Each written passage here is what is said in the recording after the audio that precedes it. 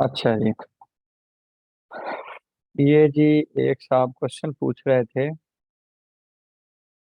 Chat में जाने दें जी। क्या नाम था जी इनका? फाद आबिद साहब क्वेश्चन पूछते हैं जी, लिखा हुआ है कि अगर किसी बंदे को एम्प्लॉयर को गाड़ी दे देता है तो उसकी कुछ अमाउंट वो सैलरी बन जाती है, एज मे बी स्पेसिफाइड।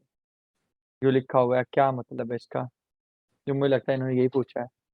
लेकिन फाद आबिद साहब ये भूल गए कि शायद मैंने इनको ये भी कहा था कि आपने कानून के साथ साथ रूल्स भी पढ़ने हैं इनकम टैक्स ऑर्डिनेंस को। ये वैसे कोई वो तंज नहीं, लेकिन एक बात करना चाह रहा हूँ कि आपको जो काम मैंने असाइन किया था कि शायद आपने वो अधूरा छोड़ दिया है।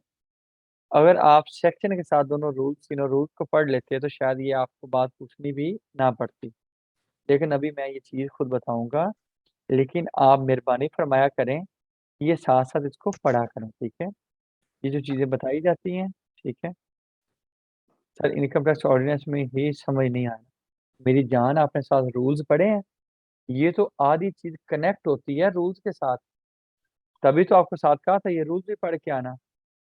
अभी बताता हूँ आपको। ये जो चीज आपने कही है ना, ये रूल 5 में लिखी हुई है। अभी मैं आपके साथ स्क्रीन शेयर करता हूँ। जब भी इनकम टैक्स ऑर्डिनेंस के अंदर वर्ड आ जाए एज मे बी प्रेस्क्राइब, जैसे अभी आपने देखा था, ठीक है,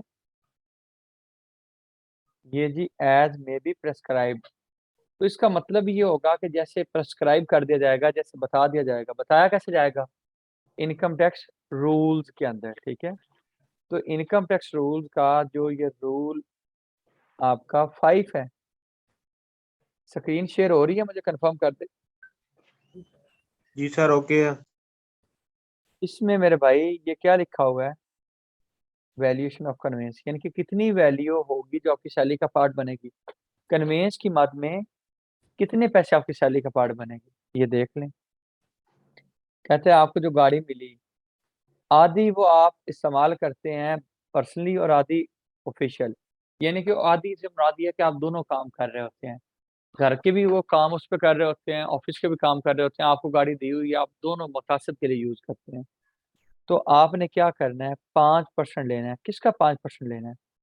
cost of the employer for acquiring the motor vehicle. जितने की गाड़ी की मालियत है उसका 5% लेके सैलरी के अंदर डाल देना है कि ये वाली चीज जो है ना सैलरी का हिस्सा बन जाए, ठीक है। उसके बाद अगर वो गाड़ी की तो थी, अगर एम्प्लॉयर ने खरीद के खुद ली हुई थी, ये भी हो सकता है एम्प्लॉयर ने लीज करवाई हो। क्या करवाई हो? लीज। अगर एम्प्लॉयर ने वो गाड़ी लीज करवाई हुई है तो फिर फेयर मार्केट वैल्यू का 5%। फेयर मार्केट वैल्यू किसको कहते हैं? कोई भी चीज मार्केट में कितने की मिलती है उसको कहते हैं फेयर मार्केट वैल्यू। फिर उस गाड़ी की फेयर मार्केट वैल्यू मालूम करना, उसका 5% लेके सैलरी का हिस्सा बना ले। दूसरा ये हो सकता है कि गाड़ी आपको पर्सनल एंड ऑफिशियल नहीं, सिर्फ पर्सनल कह दी, जाओ ये सिखा लो, गाड़ी आपकी है, ठीक है, जैसे आपको दिल करे इस्तेमाल करो। तो आपने फिर 10% लेना है। किसका 10% लेना है? जैसे पहले यहाँ पे 5% का था ना कॉस्ट का, अगर एम्प्लॉयर ने खुद लेके दी थी, ठीक है, जाती अपने जेब के पैसों से, तो हम कह रहे थे यहाँ पे 5% सैलरी का हिस्सा बनेगा। लेकिन यहाँ पे अगर वही वाली गाड़ी पर्सनल यूज के लिए है तो 10% बनेगा, लेकिन कॉस्ट का। अगर एम्प्लॉयर ने गाड़ी लीज पे लेके हमें दे दी लेकिन पर्सनल यूज के लिए दी, तो फिर भी 10% ही होगा, लेकिन फेयर मार्केट वैल्यू का। ये अगले सफे पे लिखा हुआ है, ये देखें। बल्कि यहाँ पे उसने, हाँ, ये लिखा हुआ है। Fair market value of the motor vehicle at the commencement of the lease if the motor vehicle is taken on the lease by the employ, ठीक है। यूसुफ भाई, हमने बताया था इनकम टैक्स रूल्स 2002, ठीक है। इनकम टैक्स रूल्स 2002 आपके group में एक किताब शेयर की हुई है। मैं दोबारा शेयर कर दूंगा अगर नहीं शेयर की। अपना तनवीर, ये मेरी कॉल लेना। तो ये वाले रूल्स जो हैं, दो चीजें मैं आपके साथ शेयर कर देता हूँ। इनकम टैक्स रूल 2002, ठीक है। अगर शेयर नहीं भी हुई तो कल मैंने रूल्स जब बताए थे तो आपने मुनासिब समझना था कि यार ये रूल्स कहाँ पे लिखे हुए हैं, हमें ये तो बताएं। मैं अभी ये भी आपको भेज, पहले मैं भेजूंगा, फिर हम आगे बात करें।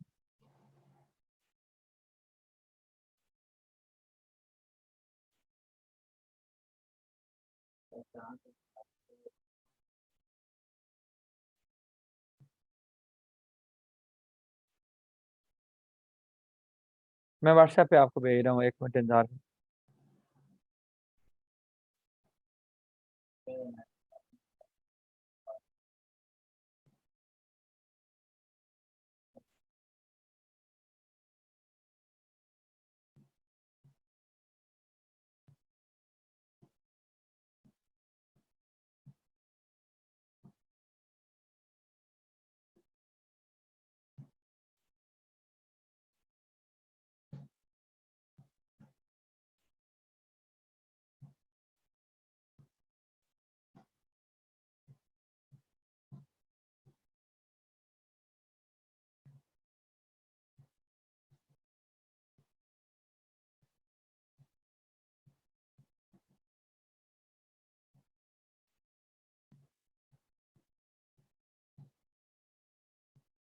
आपको ग्रुप के अंदर मैंने रूल्स एंड और जो ऑर्डिनेंस है दोनों भिजवा दिए हैं, ठीक है। तो ये आपको मिल जाएंगे, ठीक है। मैं आपको बता दूं, जो आपका एक्ट है इसका दर्जा ऐसे ही है कि ये आपको बताता है कि अगर कोई चीज़ करनी है तो कैसे करनी है, ठीक है, और क्या करना है, ठीक है। व्हाट टू डू, ये आपको बताएगा आपका income tax ordinance. How to do, ये आपको बताएगा आपका इनकम टैक्स रूल्स, ठीक है। ये दोनों चीजें, कभी भी आपका कानून कंप्लीट नहीं होगा अगर आप एक चीज को पढ़ेंगे, दोनों चीजों को आप जोड़ के पढ़ेंगे, ठीक है। वैसे तो उधर भी लिखा हुआ है, आपकी वेबसाइट पे भी है, लेकिन आपको मैंने अत्यातन भिजवा भी दी है, ठीक है। तो चलिए हम आगे प्रोसीड करते हैं। मोस्ट प्रोबेबली आपने इन चीज़ों को अगर पढ़ा होता तो शायद ये ज़्यादा सारी चीज़ें आप क्वेश्चन रेज ना करते, लेकिन अब ऐसे हम आगे भाग जाएं तो मुनासिब नहीं है। तो मुझे ये बताएं कि किस किस बंदे ने पढ़ा है। सर मैंने थोड़ी सी कोशिश की है पढ़ने की। ठीक है, और रूल नंबर 4 में सर थोड़ा सा मसला है, 5 तो मेरा क्लियर है। अभी अभी अभी देख लेते हैं। रूल 4 अकोमोडेशन, ठीक है। पढ़ के पहले मैं एक मिनट शेयर कर लूँ, ये ना स्क्रीन ना शेयर हुई है। अच्छा जी, अकोमोडेशन।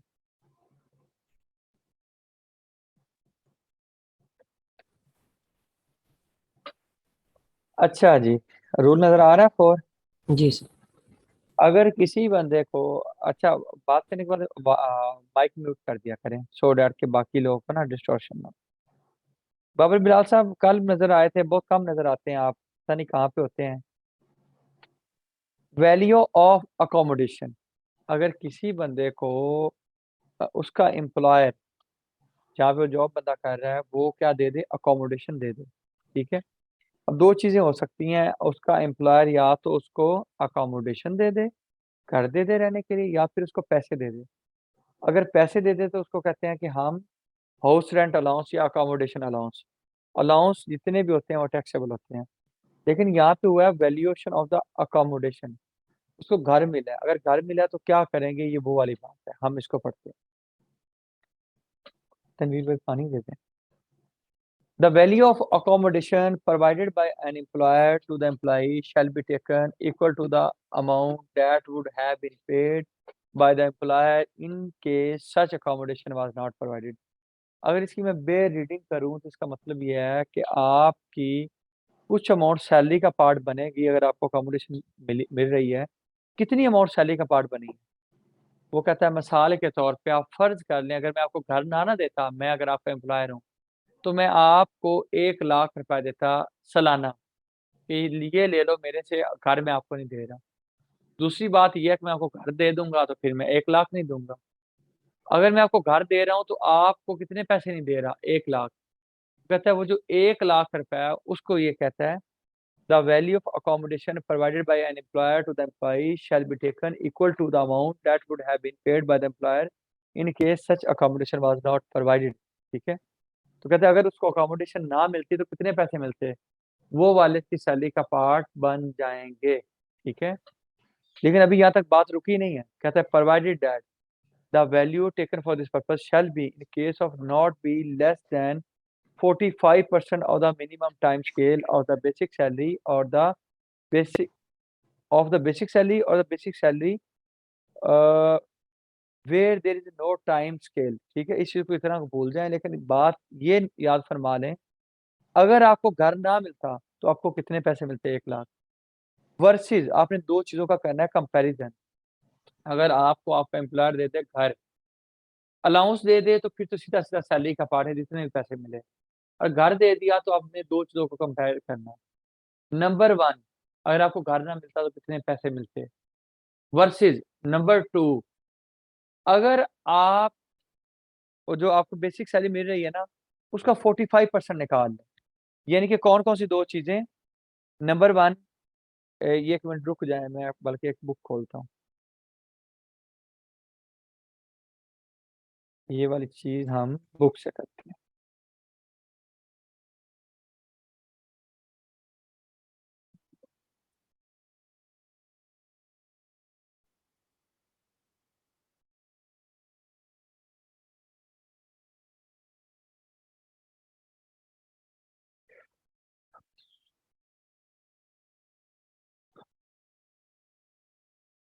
अच्छा जी,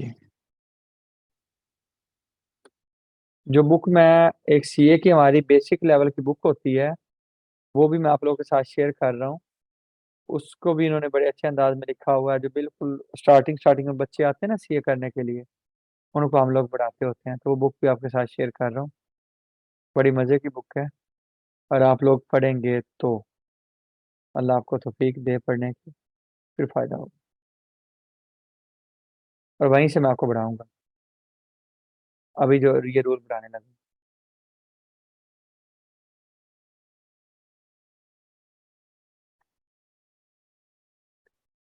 अच्छा जी, फिर मैं ग्रुप में शेयर कर लूँ आप लोग के साथ, ताकि आप लोग को ये मिल जाए। पूरे इनकम टैक्स ऑर्डिनेंस की और बेसिक सेल टैक्स जो है ना, सारा इसमें कवर्ड होगा। बल्कि कुछ हिस्सा कॉन्स्टिट्यूशन का जो रेलिवेंट टैक्स है वो भी कवर्ड होगा।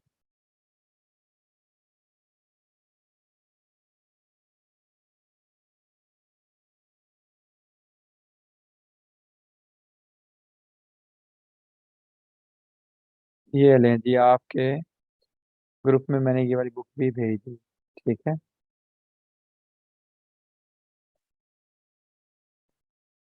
अच्छा जी,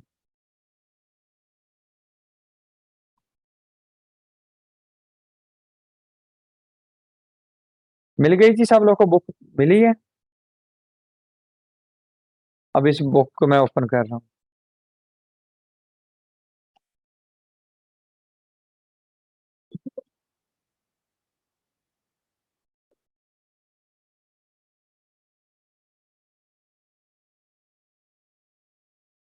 अच्छा जी, स्क्रीन शेयर कर दूंगा। स्क्रीन शेयर होगी जी आप लोग के साथ। जी जी सर सर। शेयर है। अच्छा, ये ले, ये बुक भी आप लोग के साथ में शेयर कर दी है। ये अपडेटेड बुक है, ठीक है, बिल्कुल अपडेटेड। तो ये थोड़ी सी बेहतर इस अंदाज में लिखी हुई है कि जो सेक्शन है उसका रेलिवेंट जो रूल है ना, कनेक्ट करके। ये अभी देखें, ये वाली जो बात आज एक साहब ने पूछी थी ना, कि ये इस तरह से कहाँ से है, ये सेक्शन 13 का इन्होंने 3 पढ़ा होगा। साथ में इसके जुड़वा कौन सा रूल है, रूल 5। ठीक है, तो ये जोड़ के उसने यहाँ पे पहले सेक्शन को थोड़ा सा एक्सप्लेन करता है। ठीक है, और सबने सेक्शन को बाद में भी कर देता है, लेकिन दोनों चीजों को जोड़ के ना जो सेंस बनती है ना, वो आपको एक्सप्लेन कर देता है। ये ले, if owned, if lease, for official use होगी तो कुछ भी नहीं ऐड करना है। नजर आ रहा है जी? जी सर। ये आप सर ढूंढेंगे जी सर, ये जी। एफएम का क्या मतलब है, एफएमवी का? फेयर मार्केट वैल्यू, इसी चीज की उसने एब्रीवेशन बना लिया है। ठीक है, शॉर्ट कर दिया। हाँ, इस चीज का उसने एब्रीवेशन बना लिया। ठीक है, ओके जी। यस ये सर। आ ये वाली चीज आ गई जो अभी हम पढ़ रहे थे, रूल 4। इफ द अकोमोडेशन और housing is provided by an employ, ठीक है, to an employ including director, जिस बंदे को मिल जाए, हमें दरम्यान में इंक्लूडिंग डायरेक्टर लिख के परेशान करते हैं बच्चों को। The amount chargeable tax under the head salary shall include higher of the following। Number one, amount that would have been provided in case of such accommodation was not provided। बताओ जी जुएब, क्या मतलब है इसका, ट्रांसलेशन बताओ। Sir अगर पैसे ना दिए गए हों इसके मद में, अमाउंट पैसे पैसे ना दिए गए उसकी मद में, खुदा का खौफ कर। दोबारा पढ़, जैसा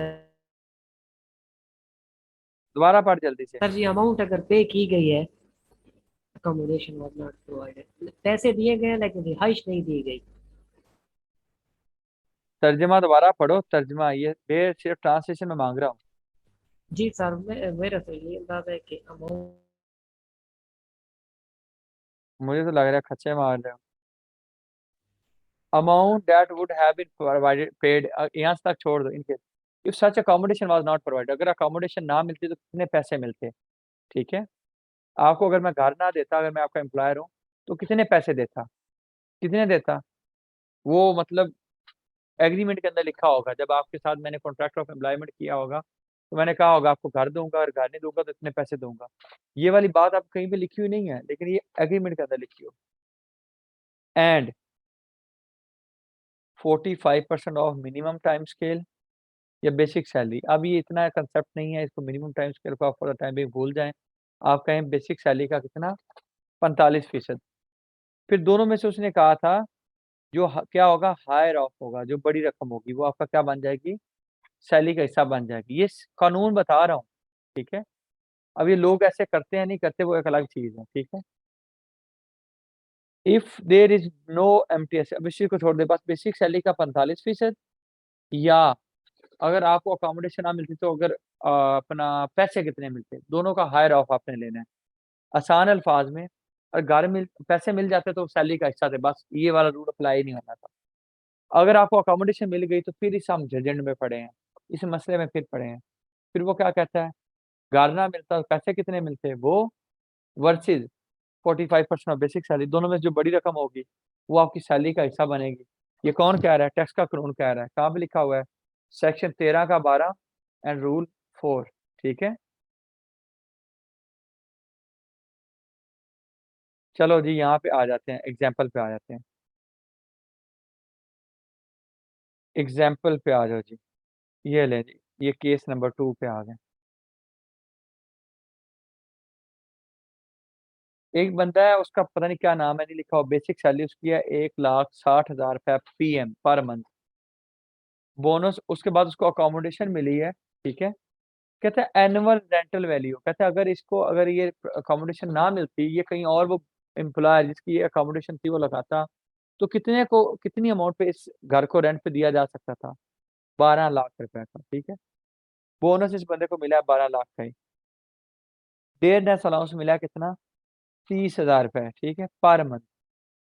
अब वो कहता है कि अगर आपने निकालना हो कि अकोमोडेशन की मद में कितनी अमाउंट सैलरी का पार्ट बनेगी, कहता है आपने ये करना है कि सबसे पहले मैंने आपको कहा था कि अगर घर ना मिलता तो कितने पैसे मिलते, जितने पे वो घर किराए पे लगता वो कह रहा है, ठीक है। तो कितनी अमाउंट बनती, 12 लाख, वर्सेज जिसको मैं और कह रहा हूँ 8 लाख, 8,40,64,000 रुपये। ये कैसे मालूम हुआ, ये वाली रकम यहाँ पे मालूम, कैसे मालूम हुई है। सैलरी एक महीने की कितनी है ये यहाँ पे लिखी हुई है, देख लें, मल्टीप्लाई बाय 12, और ये 12 से मल्टीप्लाई किया तो ये इन दो चीज़ों का जवाब क्या आ जाएगा, पूरे साल की सैलरी। फिर उसका क्या, 45%। ये 45 कहाँ पे लिखा हुआ है, ये कानून में लिखा हुआ है, अभी हमने देखा था। तो ये बन गया 8,64,000। 8,64,000, उसको कंपेयर किया किससे, 12 लाख से। 12 लाख कहाँ से आया, ये यहाँ पे ये लिखा हुआ था कि अकोमोडेशन की कितनी वैल्यू। तो दोनों में से हायर ऑफ वैल्यू क्या है, ये है या ये है, ये वाली। तो ये आपकी सैलरी इनकम का हिस्सा बन जाएगी। अब मुझे बताएं, ये वाली बात समझ आई है किसी साहब को।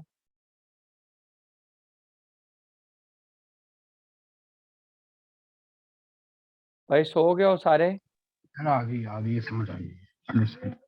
एक दफा फिर रिपीट कर दे जरा। रिपीट कर दें यार, बादाम आपको लेके भेजने पड़ेंगे मुझे, फिर रिपीट करूंगा। ठीक है सर। भेज देंगे, चलो इंशाल्लाह दोबारा, अपना। दोबारा ट्राई करते हैं, दोबारा ट्राई करते हैं। आपका हाथ क्या भाई, यहाँ पे देखें, कानून कहता है, कानून पे दोबारा एक लम्हे के लिए वापस जाते हैं। कानून कहता है, ये अब देखा, ये बेयर लॉ से कितना इजी थोड़ा सा लिखा हुआ था। कहता है कि आपने दो चीजों में कंपैरिजन करना, ठीक है। Number one, sir what if the house is provided by the employ.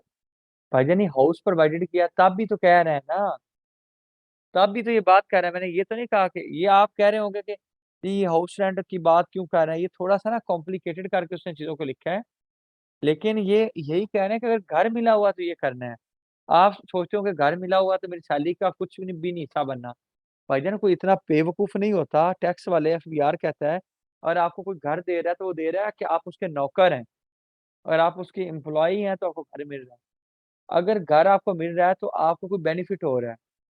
जो बेनिफिट हो रहा है वो कितना हो रहा है, वो इसने अपना एक फार्मूला बना दिया, 40% वर्सेज जो घर का रेंट है, दोनों को कंपेयर करके जो हायर ऑफ है वो सैलरी का उसने हिस्सा बनाया, और वो उस पर टैक्स लेगा फिर आपसे, जो आपकी सैलरी की रकम बनेगी, ठीक है।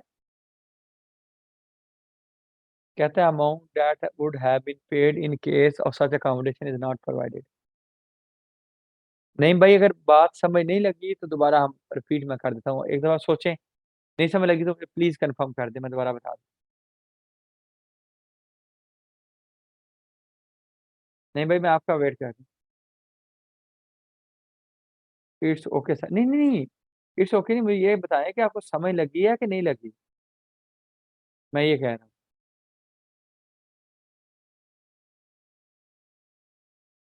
अच्छा ठीक, ये अच्छा समझ लग गई है, ठीक है जी। If someone gets the amount instead of house, what will be the amount, tax amount. सारी की सारी अमाउंट अकनवा साहब, जितनी अमाउंट मिली होगी सारी की सारी टैक्स दे दो उस पर। क्या मतलब टैक्स दे दो, अभी दिखाता हूँ आपको।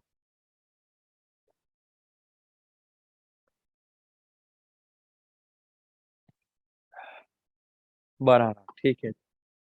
अभी इधर दोबारा एक लम्हे के दोबारा आओ, इस चीज को फिर दोबारा करते हैं। अभी इसने किया हुआ है कंपुटेशन, यानी कि एक वर्किंग की हुई है कि सैलरी की रकम बनती कितनी है। ये देखें जी, ये जो साहब थे जिसकी हम बात कर रहे थे, इनको एक तो बेसिक सैलरी मिली 1,60,000 रुपये पर मंथ, ठीक है। तो इसको हमने 1,60,000 को मल्टीप्लाई कर दिया 12 से, तो ये आ गया 19,20,000 रुपये पर मंथ। और टोटल जो annual sailed income tax return होती है एनुअल, तो एनुअल एक तो बेसिक सैलरी इतनी बन गई। साथ अभी एक दफा वो उस चीज को छोड़ दें, ये जो आपकी हमने की है ना डिस्कशन, अल्लाह आपका भला करे।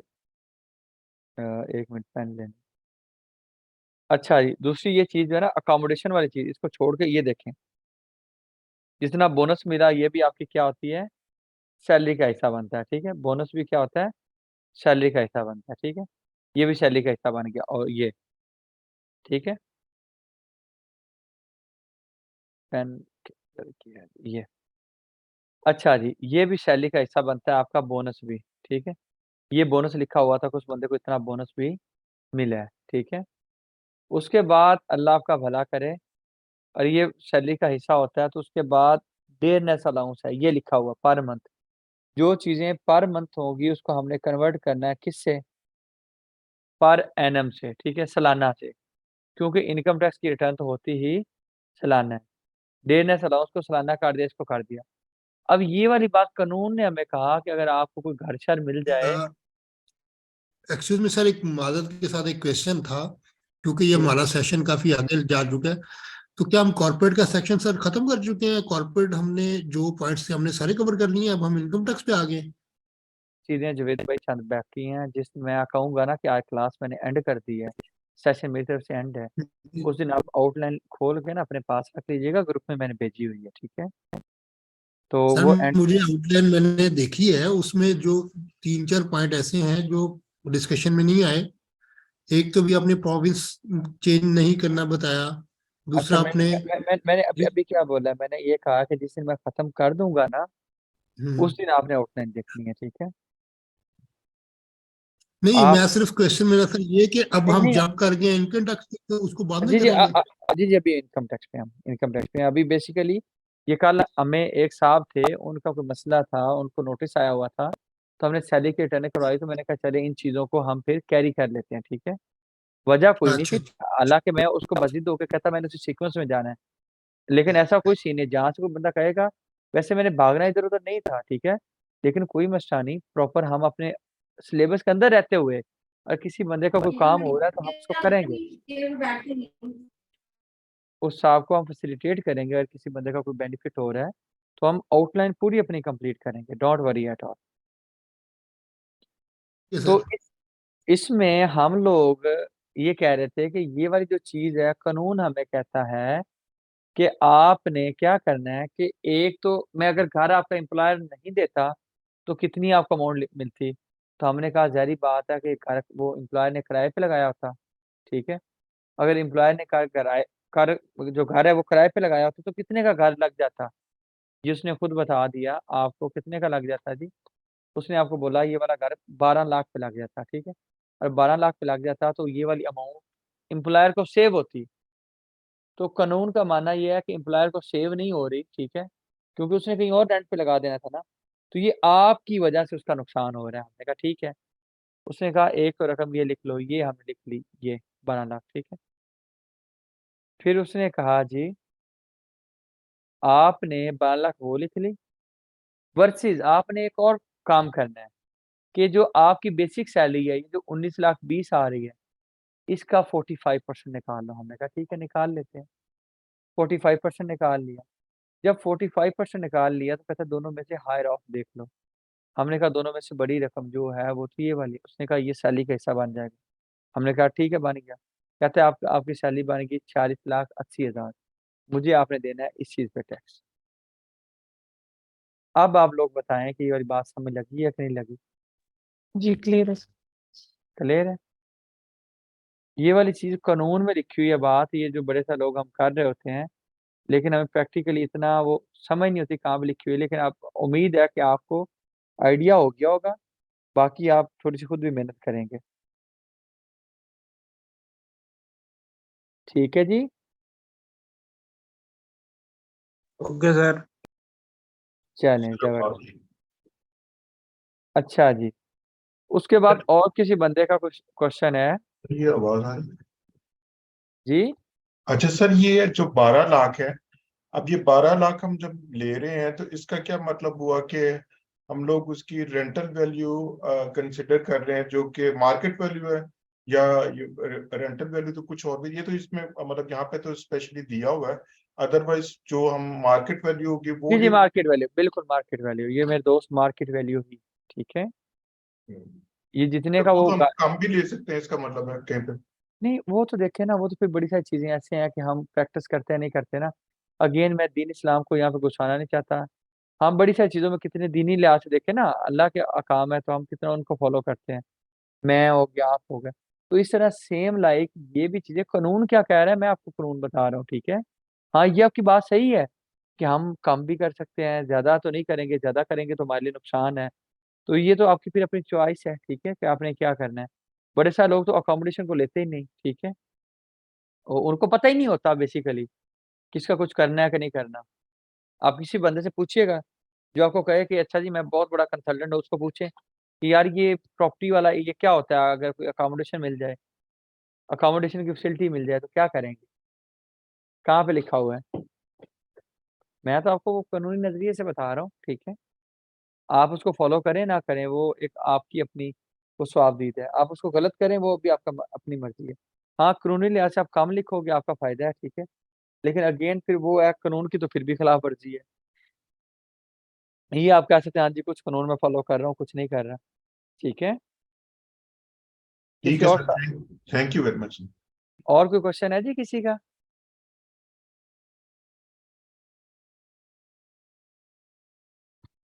किसी का क्वेश्चन है जी कोई?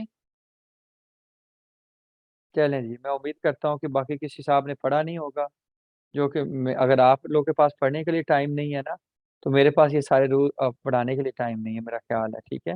क्योंकि मेरी उम्मीद है कि आप अगर कोशिश भी यही है कि अगर आप पढ़ के आएँ, अगर आप पढ़ के आएँगे तो आपको बताने का और मज़ा है। अगर मैं खुद से पढ़ाता जाऊँगा ना, मैं 10 दफ़ा आपको लेक्चर पढ़ा दूँ, और आप खुद एफर्ट नहीं कर रहे, आप खुद कानून को नहीं खोलना चाहते, तो आप मेरा भाई सीख सकते हैं, ठीक है।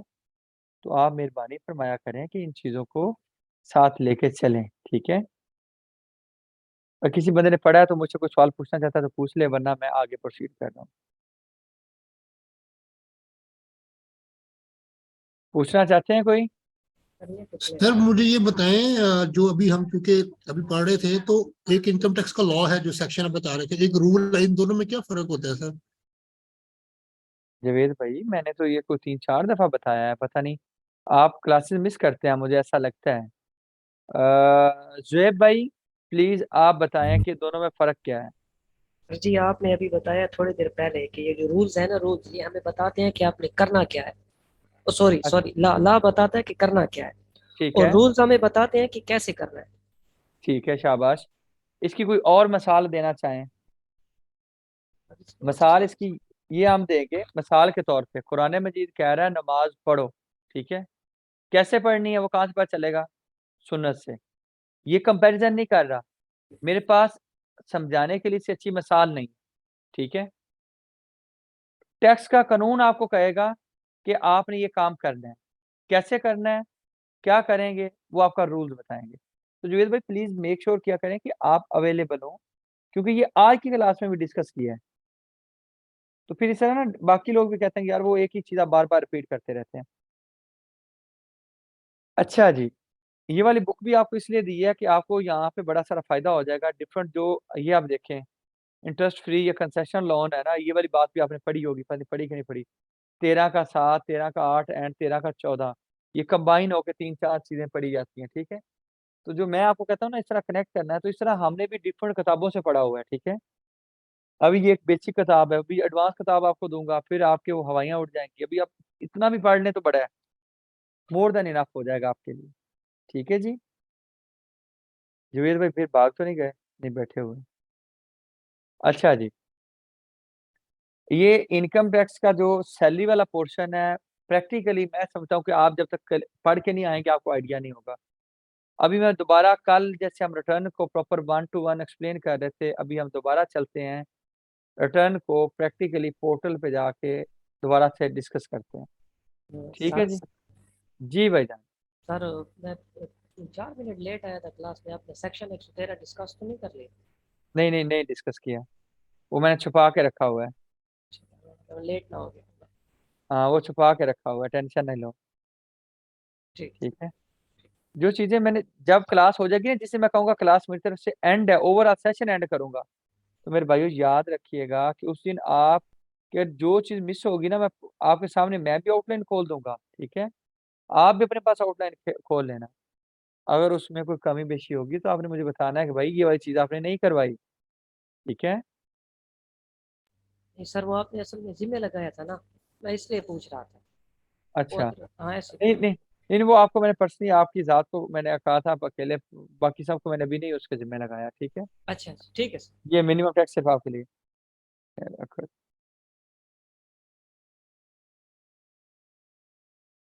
अच्छा जी, आगे हम ये डिस्कस करते हैं मजीद पोर्टल को। पोर्टल पे कल हमने कहा था मजा नहीं आया, कुछ चीजें बाकी हैं। ये कल वाले साहब आए हुए हैं कि नहीं आए हुए हैं, जो हमें पकड़ पकड़ा के इस साइड पे ले आए थे? हसनैन भाई थे, मोहम्मद जवेद। अच्छा, ये तो एक सीरियसनेस का एलिमेंट है कि कल वो मुझे जी ये करना है वो करवाना है, तभी वो भाग गए हुए हैं हसनैन साहब। चलो खैर।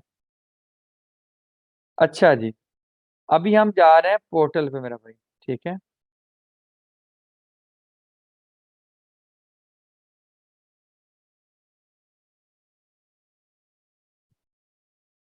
ओ मीटिंग,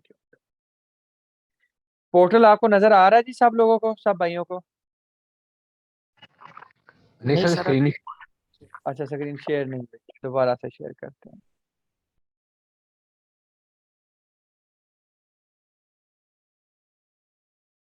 अच्छा ओके जी, सर। ओके। चलें जी, हम पहले चलते हैं एक छोटे से एक्सेल की तरफ, एक्सेल पे ना डिस्कस करते हैं इस चीज़ को। बेसिकली ना रिटर्न कोई वो बहुत मुश्किल काम नहीं। जिस बंदे की रिटर्न आपने फाइल करनी है ना, पहला क्वेश्चन जो फर्स्ट क्वेश्चन उस बंदे से करना है ना आपने, वो ये होगा कि have you ever filed the return. ठीक है, क्या आपने पहले कभी रिटर्न फाइल की है कि नहीं की? या तो उसका जवाब होगा यस, या फिर होगा उसका जवाब नहीं। ठीक है, अगर उसका जवाब है यस तो आपने उसकी रजिस्ट्रेशन करनी है। ठीक है, रजिस्ट्रेशन का वही प्रोसीजर है जो हम सोल प्रोप्राइटर को डिस्कस करते हुए कर रहे थे, जो नॉर्मली ये वाली थी। अभी लॉग आउट करूं तो ये वाली चीज, न्यू रजिस्ट्रेशन, ये वाली चीज करनी है। ठीक है, अगर वो कहता है, अब सॉरी ये अगर नो है, सॉरी गलत हो गया, नो कहता है मैंने कभी फाइल नहीं की, तो आप उसकी रजिस्ट्रेशन करेंगे। अगर उसने कभी रिटर्न फाइल की है तो आप उसको कहेंगे please provide log in details. ठीक है, लॉग इन डिटेल्स क्या है आपको पता ही है कि आप उससे दो चीजें लेंगे। कौन कौन सी? नंबर वन पे आप उससे लेंगे उसका CNIC नंबर। नंबर टू पे आप उससे लेंगे उसका पासवर्ड। ठीक है, देर इज लाइकली कि उस बंदे के पास पासवर्ड हो, और देर इज इक्वल लाइकली कि उस बंदे के पास पासवर्ड मौजूद ना हो। क्यों ना हो? उसके किसी पिछले वकील ने बना दिया हो, उस बंदे को उसने दिया ही ना हो। ठीक है, समझ रहे हैं बात को? अब दोनों सिनेरियो में करना क्या है, अगर आपको ये दोनों चीजें मिल गई, CNIC नंबर भी पासवर्ड भी, सिंपली आप यहाँ पे आएंगे, ऐसे पासवर्ड यूजर नेम लिखेंगे, पासवर्ड लिखेंगे, आप लॉग इन कर लें। दूसरी बात ये है कि उसके पास पासवर्ड नहीं है, तो आपने उस बंदे का फॉरगेट पासवर्ड करना है। कैसे करेंगे? FBR की वेबसाइट पे आके, ये जो एसेट मालूमात वाला पोर्टल नहीं है ये वाला, यहाँ पे आके, ठीक है, फॉरगेट कर लीजिएगा। ठीक है, यहाँ पे इस यहाँ पे आके फॉरगेट क्यों कर रहे हैं, हालांकि फॉरगेट तो यहाँ पे भी है। अल्लाह आपका भला करे, फॉरगेट तो यहाँ पे भी है, देख रहे हैं? लेकिन दोनों में फर्क क्या है? यहाँ पे NIC नंबर, ईमेल, उसके बाद मोबाइल। लेकिन अगर इस पोर्टल पे आ जाओगे मेरा भाई, इस पोर्टल पे एसेट मालूमात वाले पे, तो यहाँ पे अगर फॉरगेट करोगे तो क्या है? NIC और mobile number, and mobile number, सिर्फ दो चीजें हैं। लाजमी नहीं है कि अगले बंदे के पास ईमेल की भी एक्सेस हो। आप काम को थोड़ा छोटा करें, सिर्फ उसके पास हम मोबाइल नंबर, मैं मिसाल देता हूँ, और मेरा पासवर्ड मैंने अपना ही फॉरगेट करना हो, या इसी बंदे का जिसका लिखा हुआ आ रहा है, मैं उसका NIC लिखूंगा, मुझे नहीं पता उसका मोबाइल नंबर कौन सा है FBR के पास, मैं सिर्फ फर्जी मोबाइल लिंक करके मैं अपना मोबाइल नंबर यहाँ पे लिख दूँ। जब यहाँ पे लिख दूंगा, अब इससे मैं चेक करना चाह रहा हूँ कि FBR के पास उसका मोबाइल नंबर कौन है। जो ही सबमिट करूंगा, तो मैंने उस बंदे को बताना है कि ये वाला मोबाइल नंबर भाईजान आपके पास FBR के पास रजिस्टर्ड है, जो स्टार्ट यहाँ से होता है, एंड यहाँ से होता है, आपके पास एक्सेस है कि नहीं है। वो बंदा कह सकता है, क्या मैसेज आया जी, और मोबाइल नंबर क्या भी चेंज, यूसुफ भाई सब्र तो कर लेना। हमने कहा, यहाँ से हमें आइडिया हो गया कि उसका कौन सा मोबाइल नंबर है। अभी ये आपके सामने किया ना हमने, ये तो ये वाला वो कहता है, हमें उस बंदे को कहूंगा सर आपका ये वाला मोबाइल नंबर FBR के पास है, do you have access to this mobile number? वो या तो कहेगा है, मतलब एक्सेस है, या फिर कहेगा नहीं। अगर है तो फिर तो मसला ही हल, मैं यहाँ पे उसका जो नंबर है वो डाल दूंगा, जो भी मोबाइल नंबर है व्हाट्सएप है, यहाँ पे कैप्चा लिखूंगा, और जो ही सबमिट करूंगा ना, तो उस बंदे को मैसेज चला जाएगा एक वेरिफिकेशन का कि ये वाला आपका वो कोड है, OTP टाइप आ जाएगा। वो यहाँ पे ये सारी स्क्रीन डिसेबल हो जाएगी, एक नया एक छोटा सा इस तरह का डब्बा बन जाएगा, उसमें आपने पिन लेके सबमिट करना है। जो ही सबमिट करोगे ना, कोई बंदा अपना ट्राई कर लीजिएगा यार, अगर आपने अपना लॉगिन बनाया या क्लाइंट का है, क्लाइंट का तो नहीं खैर, अपना बनाया हुआ, तो उसको फॉरवर्ड करके ट्राई कर लीजिएगा। जो ही सबमिट करेंगे तो वो कहेगा नया पासवर्ड भेजते हैं, अब नया पासवर्ड सेट कर लेंगे, जैसे फेसबुक, ट्विटर, आपका स्नैपचैट, इंस्टाग्राम का आप लोग करते हैं वैसे ही। ठीक है, ये रीसेट कर लीजिएगा। दूसरी बात ये है कि उस बंदे के पास एक्सेस ही नहीं है, ठीक है। उस बंदे के पास उस मोबाइल नंबर की एक्सेस ही नहीं है। वो कहता है पुराने वकील साहब ने अपनी मर्जी से कोई नंबर डाल दिया था, मुझे तो पता भी नहीं है, ये पता नहीं नंबर है किसका। आप क्या करें कि आप उसको कहें, अब दो ऑप्शन है यहाँ पे। एक चीज पे उसको आप बताएं, वही वाली चीज जो मैंने आपको बताई थी, कि आप जाओ भाईजान FBR, अपना ID कार्ड लो, कोई भी जो आपके करीब से FBR का दफ्तर है उधर चले जाओ। वहां पे एक सेक्शन होता है, एक डिपार्टमेंट होता है FBR के अंदर, पराल का, पराल, ये इनका IT सेक्शन है। उनके पास अपना ID कार्ड लेके जाना है, उसको कहना है भाईजान मेरा पुराने वाला मोबाइल नंबर मुझे नहीं पता क्या है, उसको डिलीट करके मेरा ये नया मोबाइल नंबर वहां पे लिख दें, और ये नया ईमेल भी लिख दें। वो आपसे कोई पैसे नहीं लेंगे, आपका वहीं पे अपडेट कर देंगे, आपका नहीं आपके क्लाइंट का। लेकिन अगर आप जाएंगे तो आपका वो अपडेट नहीं करेंगे, मतलब क्लाइंट के ब्याह पे आप जाएंगे, क्लाइंट खुद जाएगा। दूसरा सिनेरियो ये है कि लोग 1500, 1200, 2000, 5000, कोई 4000, कोई 800, कोई 600, कोई डिफरेंट किस्म के लोग डिफरेंट पैसे लेके ना, मार्केट में ऐसे बड़े सारे लोग एग्जिस्ट करते हैं। तकरीबन आजकल जो मार्केट में लोग ले रहे हैं 1200 से 1500 रुपए ले रहे हैं इंडिविजुअल का, वो आपको कहीं जाने की जरूरत नहीं है, ठीक है। वो आपको वैसे मोबाइल वगैरह अपडेट करके दे देते हैं, ठीक है। आपने सुकून से उस बंदे को मैसेज करना है कि यार इस NIC के अगेंस्ट ये वाला नंबर अपडेट करवा दो, ठीक है। वो अपडेट करवा देगा। दूसरी बात ये है कि अगर आपके पास वैसे ही वो एक्सेस है, लॉग इन है, आप देखना चाहते हैं कि यार इस बंदे का मोबाइल नंबर कौन सा अपडेट हुआ है, कौन सा मोबाइल है FBR के पास, यहाँ से आप लॉग इन करें, प्रोफाइल पे जाएं,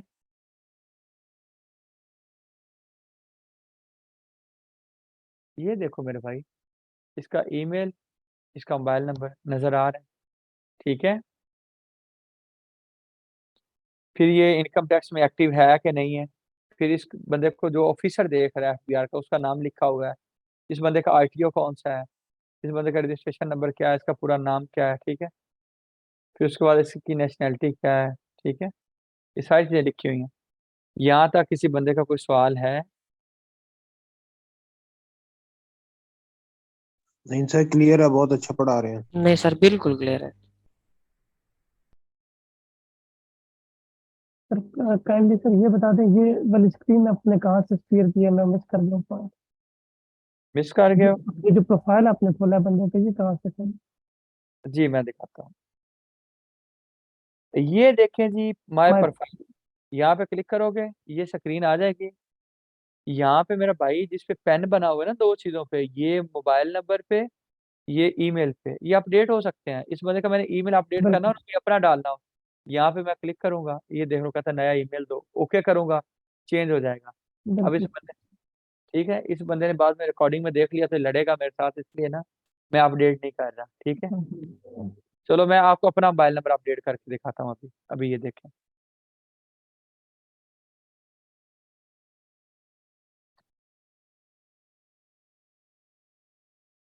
अच्छा जी, मोबाइल प्रोफाइल पे गए,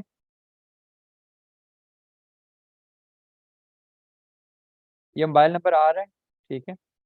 यहाँ से ये मैं अभी चेंज करने लगा हूँ पुराने को, यहाँ पे क्लिक किया मैंने, ये वाला आ गया। यहाँ पे मेरे साथ पहले नेटवर्क सेलेक्ट करना है, मोबिलिंग, यहाँ पे आके 009 के साथ 0092,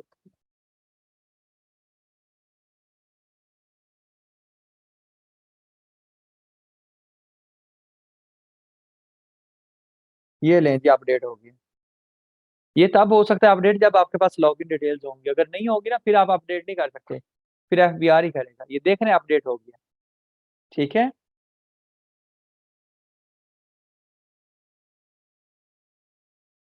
हाँ जी भाईजान, कोई क्वेश्चन है या आगे चलूं?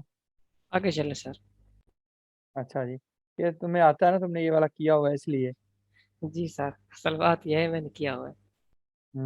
किया हुआ है, अच्छा। ये प्रोफाइल वाला किया हुआ था पहले, जी सर। बिजनेस डिलीट करने वाला। ये सारा सर मैंने किया हुआ है। क्या तो बात, सर कराता रहता है, मैं सिर्फ तुम तो, कॉर्पोरेट में सर बहुत ज्यादा मसला होता है। अच्छा, तुम तो फनकार आदमी निकले यार। सर मेरा अच्छा, बहुत सख्त है। अच्छा, हाँ, सर बहुत चलो ज्यादा अच्छा। स्पेस भी करता है। अच्छा, काम ना करे तो। वो वरना आपके जैसे लोग पढ़ते नहीं है ना, अगर बेइज्जती ना करें तो। सर एक दिन दोस्त ने मुझे कहा कि बस निकल जाओ तुम ना। अच्छा, क्या आपने कभी रिटर्न फाइल की है? उसने कहा जी यस। जी सर ये जी वाली सर। बात, बस इसी पे, बस हम वापस आ गए हैं, आप म्यूट कर लो। उसने कहा हाँ जी, ये वाली चीजें आपके साथ डिस्कस करनी है। उसने कहा नहीं, तो फिर तो आपने रजिस्ट्रेशन करनी है, फिर वैसे ही पासवर्ड वगैरह आपके पास आ जाएगा, वो बंदा आपको बता देगा, ठीक है। जब यहाँ तक चीज हो गई, ठीक है, उसके बाद हम आए थे यहाँ पे क्रेडेंशियल पे, और हमने फिर उस बंदे की उस डिटेल्स को यूज करते हुए लॉगिन कर लिया था, ठीक है। पहले लम्हे में कल हमने डिस्कस किया था कि हम सैलरी रिटर्न पे जाएंगे, क्लिक किया, हमने कहा था सैलरी रिटर्न किस बंदे की फाइल होती है, ये जी बताएंगे मुझे फाज साहब। और एक बंदे की दो सोर्स ऑफ इनकम है, अभी इनकम लिखता हूँ मैं यहाँ पे अभी इनकम लिखता हूँ। एक बंदा है जिसका नाम जी है मिस्टर सलीम है उसका नाम, ठीक है। इस मिस्टर सलीम के ना, एक है इनकम फ्रॉम सैलरी, ठीक है, और एक है इनकम फ्रॉम अदर सोर्स, ठीक है। मुझे एक चीज बता दें, और इस बंदे की सैलरी हो 19 लाख रुपए यहाँ से, अदर सोर्सेज की सैलरी हो 4 लाख रुपए, ठीक है, 3 लाख रुपए, तो इसकी कौन सी रिटर्न हम फाइल करेंगे? सैलरी क्यों भाई? सैलरी सर 75% आपने कहा था होगी ना, हाँ, तो फिर आप सैलरी करेंगे। अगर 75% से कम होगी तो फिर आप बिजनेस की तरफ जाएंगे। मैंने तो नहीं कहा भाई, ऐसी बात मैंने कब की है? सर मुझे याद है। तो स्क्रीन ही शेयर। अग्री नहीं शेयर, ओहो ये तो मसला हो गया। अच्छा ये लें, ये लें जी, ये नजर आ रहा है जी। हमने जी कहा सर। मिस्टर मिस्टर सलीम साहब है, ठीक है, जी आ गया। उनकी सैलरी है 19 लाख रुपए, अदर सोर्स है 3 लाख रुपए, ठीक है, तो इनकी टोटल बन गई 22 लाख रुपए, ठीक है। तो इनके लिए कौन सी रिटर्न फाइल करेंगे?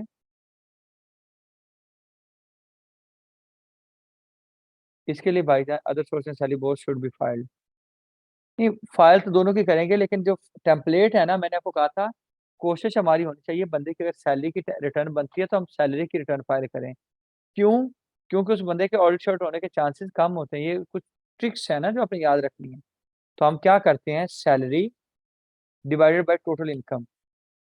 अब यहाँ पे अगर इसको परसेंटेज में ले जाऊँ, ये 86% है, तो इसका मतलब ये है अगर 86% है तो इसकी कौन सी होगी, सैलरी रिटर्न फाइल होगी। अदर सोर्सेज की इतनी बनती है, ठीक है। और दूसरी चीज ये है कि अगर मैं यहाँ पे चला जाऊं कि यहाँ पे कितनी कितनी बन रही है, 72, ठीक है, तो यहाँ पे कौन सी रिटर्न फाइल होगी? नॉर्मल। नॉर्मल रिटर्न होगी, शाबाश, ठीक है। ये वाली बात किसी को समझ लगी है? ये वाली बात कल हम डिस्कस कर चुके हैं। जी सर। जी बिल्कुल सर। Done, done sir. चलें, ग्रेट। अच्छा जी, इस तरह से अभी हमने कहा था कि यहाँ पे जाके अपनी मर्जी का सैलरी की रिटर्न फाइल करनी है या नॉर्मल रिटर्न फाइल करनी है, हमने अकॉर्डिंगली उस पर क्लिक कर देना है। तो हमने कल कहा था कि सपोज करें हम सैलरी पे क्लिक करते हैं, ठीक है। अभी सैलरी पे जाते हैं, चंद चीज़ें मैं आपको मजीद और बता दूं जो कि वैसे आप लोग कर रहे होते हैं लेकिन आपको समझ कोई नहीं आ रही होती, ठीक है। बताते हैं आपको। बेसिकली ये रिटर्न है क्या? एक तो मैंने आपको कल थोड़े से इसका मतलब बताया ये होती क्या है, ठीक है। मैंने कहा था ये है जी इंटरनेशनल रिटर्न, और लोकली हमारे यहाँ क्या है, डिक्लेरेशन, ठीक है जी, एग्रीड। अब डिक्लेरेशन में हमने गवर्नमेंट को डिटेल्स देनी होती है। नंबर 1 पे इनकम अर्नड, कहाँ कहाँ से अर्न आपने की है। इनकम टैक्स का कानून आपको 5 किस्म के हेड्स बताता है जहाँ से आप इनकम अर्न कर सकते हैं, ठीक है। कौन कौन से इनकम के हेड्स हैं जी जहाँ जहाँ से आप इनकम अर्न कर सकते हैं, कल हमने पढ़ा था।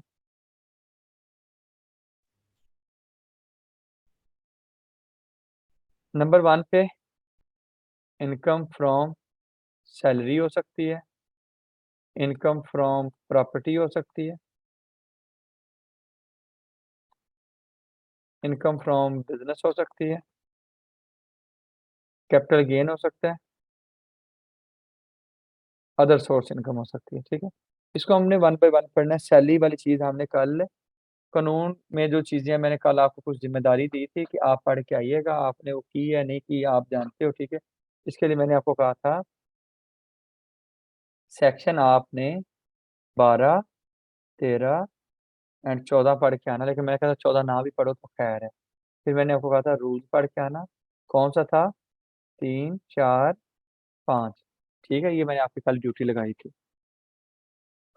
एक तो मैंने आपको कहा था, ये अब हेड्स में थोड़ा सा आगे चला गया हूँ, तो हम नंबर 1 पे उसको बताते हैं कि हमने इनकम कितनी कमाई और कहाँ-कहाँ से कमाई। इनकम कितनी कमाई, कहाँ-कहाँ से कमाई, ये बताएँगे। नंबर 2 पे हम उसको बताते हैं कि हमने पर्सनल एक्सपेंसेस कितने किए। ठीक है, बात याद रखिएगा, अगर बिज़नेस हुआ तो बिज़नेस में हम उसका अलग से बताएँगे। ठीक है, कि बिज़नेस का अगर सिनेरियो हुआ तो हम बताएँगे बिज़नेस के सिनेरियो में नंबर 1 पे हम बताएँगे कि बिज़नेस ने कितने इनकम कमाई, कितने एक्सपेंसेस बिज़नेस के हुए। ठीक है, ये हमने वन बाय वन पढ़ना है। ठीक है, परेशान नहीं होना। एंड बिज़नेस के कितने एसेट्स हैं बिज़नेस के, एंड बिज़नेस की कितनी लायबिलिटीज़ हैं। ठीक है, ये वाली चीज़ हम बताते होते हैं अगर इनकम फ्रॉम बिज़नेस हो हमारी। ठीक है, उसके बाद अगर बिज़नेस का हेड आएगा तो ये चीज़ें आएँगी। ठीक है, हो सकता है हमारी सिर्फ सैलरी हो, ये सारी चीज़ें आए ही ना, ये चीज़ें, सिर्फ ये सैलरी वाली चीज़ आए। ठीक है, तो आपने नंबर 1 पे इनकम अर्न्ड बताई। ठीक है, नंबर 2 पे पर्सनल एक्सपेंसेस बताने हैं। नंबर 3 पे हिसाब-किताब देना है। हिसाब-किताब में आपने क्या देना है, यहाँ पे अभी मैं 3 तो लिख रहा हूँ, लेकिन यहाँ पे मैं एक चीज़ आपको बताता चलूँ, आपने करना क्या होता है हिसाब-किताब में, आपने जी बताना है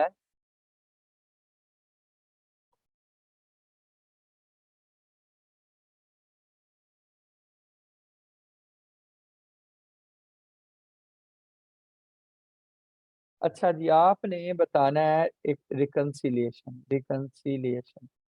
रिकंसिलिएशन क्या होती है, चीज़ों को आपने बराबर करके देना है। किन चीज़ों को बराबर करके देना है मैं आपको समझाता हूँ। रिकंसिलिएशन आप बताते हैं जी मेरे पास, मैं मिसाल दूँगा, लास्ट ईयर कितने एसेट थे, असासे थे, उनकी मैं मालियत लिख रहा हूँ। मैं अगर कहता हूँ ना कि ₹500 की 5000 की पिछली दफ़ा मेरे पास चीज़ें थी, मेरे एसेट्स थे। ठीक है? अगर इस साल मैं कहता हूँ जी मैंने जो इनकम अर्न की ना ये वाली, मैं यहाँ पे लिख रहा हूँ अपोज़िट साइड पे, मैंने की जी 10,000 रुपए। तो पर्सनल एक्सपेंसेस मैंने कर लिए 1 लाख लिख दिया 10 लाख। मैंने पर्सनल एक्सपेंसेस किए हैं जी 5,000 रुपए। तो मेरे जो अरसासे इस साल बढ़ने चाहिए वो कितनी मालियत से बढ़ने चाहिए जी? 5,000 से बढ़ने चाहिए ना। 5,000 ये हो सकता है मेरे पास कैश पड़ा होगा और 10,000 मैंने पूरे साल में कमाया है, 5,000 लगा लिया है, या मैंने कोई गाड़ी खरीद ली होगी, या मोबाइल खरीद लिया होगा, लैपटॉप खरीद लिया होगा, कुछ खरीद लिया होगा। कानून कहता है तो यहाँ पे लास्ट ईयर के एसेट्स में जो इंक्रीज़ आएगा ना, वो इस 5,000 से आएगा। वो 5,000 कैसे? 10,000 जो कमाया माइनस 5,000 जो आपने लगा लिया। अभी एक तो ज़ीरो ना एक्स्ट्रा लग रही है आज। 10,000 जो कमाया, 5,000 जो उसमें से लगा ली। तो 5,000 से बढ़ने चाहिए। कानून कहता है आपके पास इतने असासे होने चाहिए 10,000 रुपए के अभी, ठीक है? और आपने किसी को कोई गिफ्ट कर दिया है, तो वो भी पर्सनल एक्सपेंसेस की तरह समझो कि वो माइनस करेगा आपके असासों को, ज़्यादा नहीं करेगा, ठीक है? अच्छा जी, अब अब अगली बात ये है कि अगर मैंने कहा जी इंक्रीज़ इतने हुए, तो कानून में इस तरह से नहीं है। ये जो कानून में ये जो हमारी रिटर्न है उसमें इस तरह से नहीं है। उसमें वो कहता है कि अभी कितने हैं, वो थोड़े से उल्टे अंदाज़ में बताता है। कहता है अभी आपके पास कितने असासे हैं? मैंने कहा जी मेरे पास अभी हैं 12,000। सपोज़ करें मैंने कहा जी 12,000। कहता है अच्छा 12,000 है? पिछले साल तो आपके पास थे 5,000। मैंने कहा ठीक है 5,000। कहता है आपके असासे आगे इंक्रीज़ कितने हो गए? 7,000। कहता है ये 7,000 से तो नहीं होने चाहिए थे। ये होने चाहिए थे 5,000 से। ये 7,000 के कैसे हो गए? ये फिर मैं रिकंसिलिएशन में भी आपको दिखाऊंगा, ये 2000 का जो फर्क होगा इसको कहेगा ये मैं आपकी फिगर बना रहा हूँ अनरिकनसाइल्ड, मुझे बताओ कि ये पैसे आपके पास आए कहाँ से। तो ये चीज होती है रिकंसिलिएशन में, ठीक है। तो ये अब चीज हम प्रैक्टिकली पोर्टल पे जाके देखते हैं। लेकिन ये जो मैंने थोड़ी सी तमीद बांधी, ये स्टोरी सुनाई, ये मैंने आपको समझाया, ये वाली बात आप लोग को समझ आई?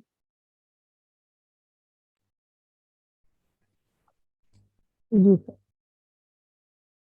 जी किसी को समझ आई है जुएब के अलावा? नवाज, यसूफ, कोई एक साहब और कंफर्म कर दे सो डेट मैं आगे बढ़। ठीक है। अब इसी चीज को हम पोर्टल पे जाके कल भी देखा था, लेकिन अभी मैं दोबारा बता रहा हूँ। मैंने आपको कहा था जब तक मैं खुद मुतमिन नहीं होता चीज को बता के, तब तक मैं चीज को आगे प्रोसीड नहीं करता होता।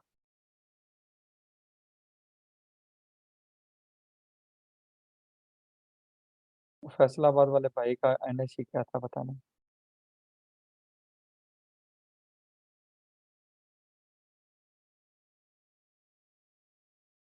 क्योंकि रिटर्न खोलनी है ना। अच्छा चलो, इंटरेस्टिंग ये जो भी है, इसकी रिटर्न 22 की फाइल नहीं हुई, चलो इसका खोलते हैं रिटर्न। सैलरी पे हम गए, सैलरी की रिटर्न ओपन की, टैक्स पीरियड सेलेक्ट किया 2022। और ठीक। स्क्रीन सर नहीं आ रही। अच्छा अच्छा अच्छा, ठीक। यार शुक्रिया याद करवा देते हो, मैं बस अपने फ्लो में ही ना बस भागता रहता हूँ। ये मैंने सैलरी वाली रिटर्न पे क्लिक करके बस यहाँ पे ओपन किया, दोबारा दिखा देता हूँ। सिर्फ मैंने लॉगिन किया, लॉगिन करके यहाँ पे आके सैलरी पे जाके, ठीक है, 2022 सेलेक्ट किया, एंटर किया, टैक्स पीरियड सेलेक्ट किया, ठीक है। अच्छा ये ऑलरेडी ओपन हो चुकी है, ड्राफ्ट में चली गई।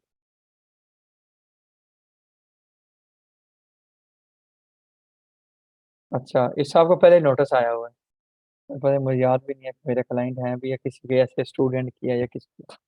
खैर, रिटर्न ऑफ इनकम फाइल्ड और नोटिस फॉर कंप्लीट ईयर, यहाँ पे क्लिक कर दें। मैंने क्लिक कर दिया, ये रिटर्न खुल गई। मैंने जब जो भी आपको बताया था कि सबसे पहले हम उसका बताएंगे इनकम कितनी अर्न की। हम इसी एग्जांपल को लेके चलते हैं। इनकम अर्न की जी हमने 10,000 रुपये, ठीक है। कैलकुलेट दबाना है, हर फिगर को लिखने के बाद कैलकुलेट दबाना, लिख दिया, इनकम लिख दी। देन मैंने एफबीआर को बताना है कि मेरे पर्सनल एक्सपेंसेस कितने थे। ये यहाँ पे आके वेल्थ स्टेटमेंट के अंदर पर्सनल एक्सपेंसेस हैं, ठीक है।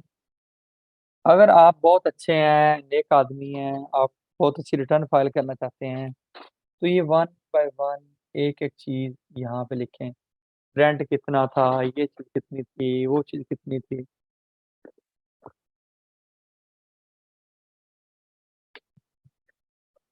और ये अच्छी बात है, अगर आप लिख सकते हैं ठीक है, आपके पास एविडेंस पे होना चाहिए। समटाइम आपको पता नहीं है, अगला बंदा कहता है यार मुझे नहीं पता, तो आप बस ना, समटाइम अगला बंदा कहता है महीने के जी लाख रुपए होते हैं, तो ऐसे बंदे को फिर ऐसा करो कि बेहतर ये क्लाइंट आपको पूरी डिटेल दे तो पूरी चीजें लिखें। नहीं दे रहा, डायरेक्ट यहाँ पे आके लिख दें जिस बंदे के कितने खर्चे हुए। क्योंकि हमने 5,000 कहा था तो मैं 5,000 यहाँ पे लिख रहा हूँ, ठीक है। हमने जो उधर मालूम किए थे, ये 5,000 के 5,000 यहाँ पे एक्सपेंसिव मैंने लिख दिए, ठीक है। उसके बाद हम चले गए एसेट्स लायबिलिटीज पे।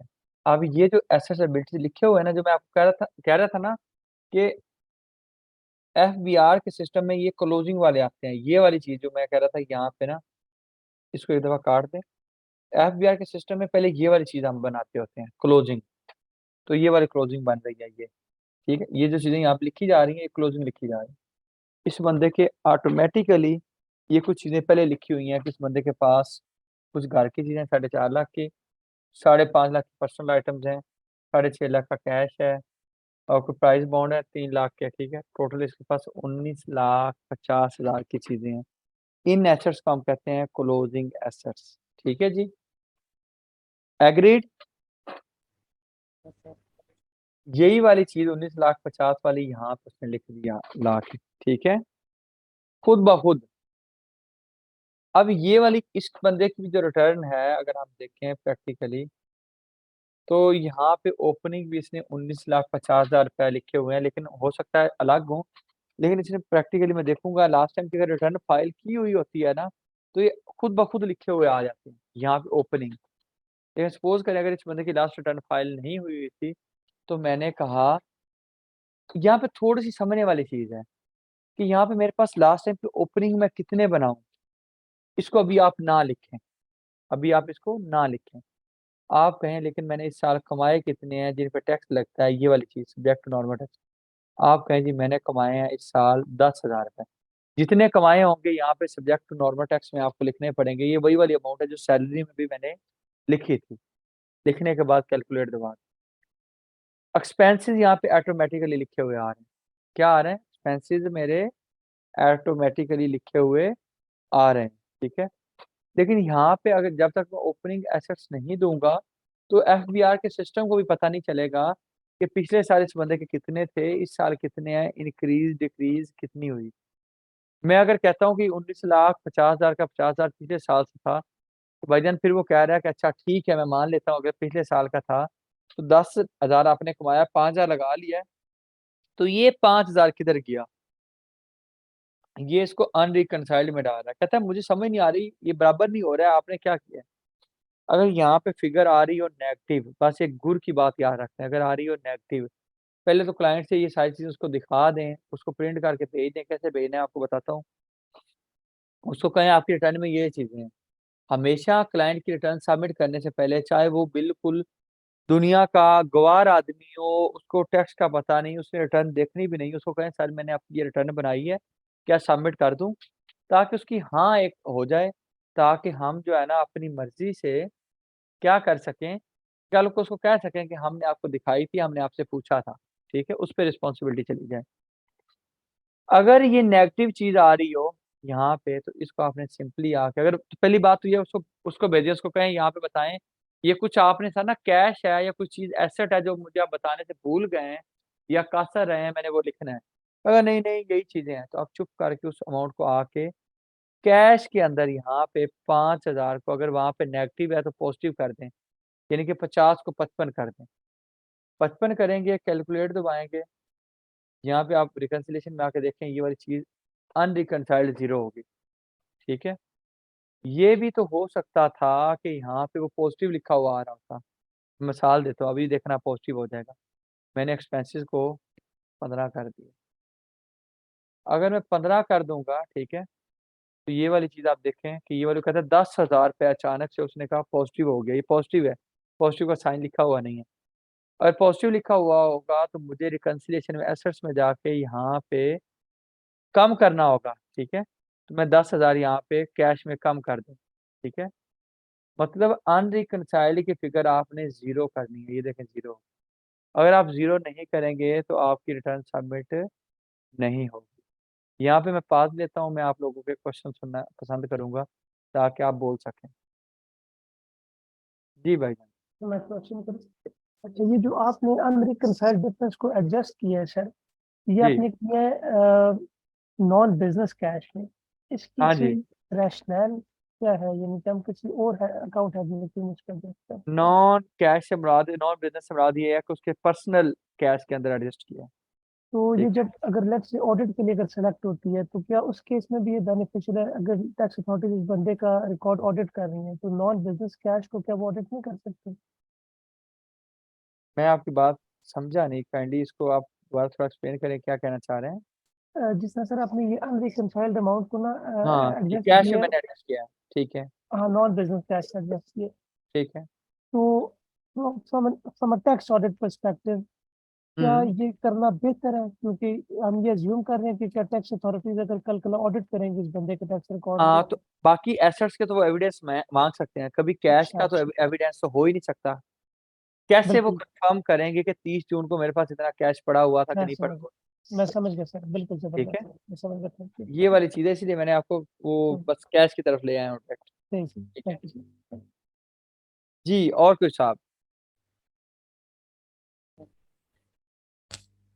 सर जी। सर ये तो है सैलरी ना पाकिस्तानी। हम्म। अगर एक बंदा हो फॉरेन में हम्म। और उसको सैलरी मिलती हो 10 लाख या जितनी भी हो, अच्छा, जितनी भी हो, ठीक है। ठीक है जी, तो उसका सर कैसे रिटर्न सबमिट करेंगे? उसका रिटर्न कैसे सबमिट करेंगे जी सर। बता देते हैं आप। इतनी परेशानी क्यों है आपको, हैं?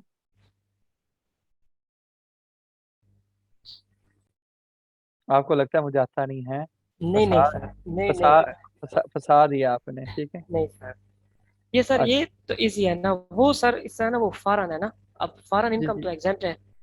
जी जी, आपको किसने बताया एग्जाम है, कहाँ पे ये लिखा हुआ है? ये सर मैंने पढ़ी थी एग्जाम्पशन में। अच्छा, चालाक जी हो आप, फिर इसका मतलब ये है। सर, थोड़ा थोड़ा पढ़ता हूँ रोज, कोशिश करता हूँ कुछ ना कुछ पढ़ने की। मतलब आप हमें टक्कर देना चाहते हो फ्यूचर में, मैं समझ गया। नहीं नहीं सर, अल्लाह का नाम बने। मुझे सर समझ पढ़ में, कम रहा है, पढ़ा ज्यादा रहा है हमें। अब मैं समझ रहा हूँ इस बंदे को, ये बड़ा रंगबाज आदमी। ठीक है सर, फिर क्वेश्चन नहीं करूंगा। हाँ, आप मुकाबला कर रहे हो, मैं समझ रहा हूँ। सर आपका होनिहार शागिर्द है। नहीं, इस बंदे ने ना वहां पे ना नाम रोशन करना है मेरा, बल्ब लगा के, नाम लिख के साथ बल्ब लगा। चलो बताते जाते जाते बता दूं कि सेक्शन 102 है मेरा भाई, जिसके तहत आपकी फॉरेन सोर्स सैलरी जो होती है ना एग्जेम्प्ट होती है, ठीक है। और इसको भी अगर आप आपको जो सेक्शन मैंने कल बताए थे ना, उसके साथ अगर कनेक्ट करना चाहो तो उसको भी कनेक्ट कर सकते हो कि फॉरेन सोर्स सैलरी सेक्शन 102 के तहत एग्जेम्प्ट होती है, ये देख लें, ठीक है। लेकिन इसके लिए जरूरी क्या है, वो कहता है कि एनी फॉरेन सोर्स सैलरी, अब कैसे होती है रिटर्न वो भी बताऊंगा। Said received by a non-resident individual shall be exempt from tax if the individual has paid foreign income tax in respect of the salary। बहुत चालाक आदमी है एफबीआर वाले, कहते हैं कि अगर वहां पे आपने टैक्स जमा करवाया है तो फिर आपकी सैलरी एग्जाम्प्ट है, वरना आपकी सैलरी एग्जाम्प्ट नहीं है। ठीक हो गया जी। अगली बात, a resident individual shall be treated as having, जब ऊपर वाले पॉइंट में उसने कहा था ना कि आपको मानूंगा कि आप टैक्स तब माफ करूंगा जब आपने वहां पे टैक्स दे दिया है। तो कहता है कि कैसे पता चलेगा कि आपने टैक्स दे दिया है? तो पॉइंट नंबर 2 में आके बताता है, जब वहां के उस कंट्री के एफबीआर, वहां पे एफबीआर नहीं होगा, वहां पे ये बोलता है कि जो वहां की रेलिवेंट रेवेन्यू अथॉरिटी होगी, ठीक है, वहां पे आपने टैक्स पे कर दिया तो मैं मान लूंगा कि आपने वहां पे टैक्स पे कर दिया, ठीक है। अब सर इसकी, ठीक है, ये जी मेरा ख्याल कोई भाई हैंड रेज कर रहे हैं। वजन पूछे ना फिर सवाल, ये वाली ये बात समझ लग गई है? ये तो समझ आ गई सर, इसी से कनेक्टेड एक क्वेश्चन है, अगर फिनिश तो फिर मैं क्वेश्चन कर लेता हूँ। जी जी, क्वेश्चन पूछे, कोई मसला नहीं है, साथ अच्छा साथ हम। सर ये बताएं कि अब लेट्स से मैं एक बाहर की कंपनी को सर्विसेज देता हूँ, जिस तरह ऑफ शोरिंग होती है, मैं यहाँ बैठ के अकाउंटिंग सर्विसेज दे रहा हूँ बाहर की कंपनी को, ये फ्रीलांसिंग जिस तरह होती है। आप अपना नाम अब बताएंगे? सर मेरा नाम हसन है सर। असल भाई इतना औखा नाम क्यों लिखा हुआ है आपने?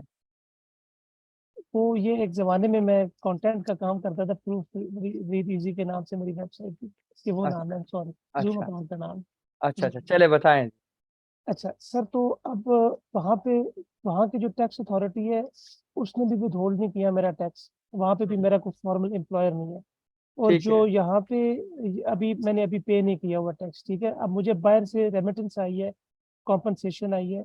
एक्सक्यूज मी, हम्म, एक सेकंड, सॉरी, बैकग्राउंड नॉइज। अच्छा,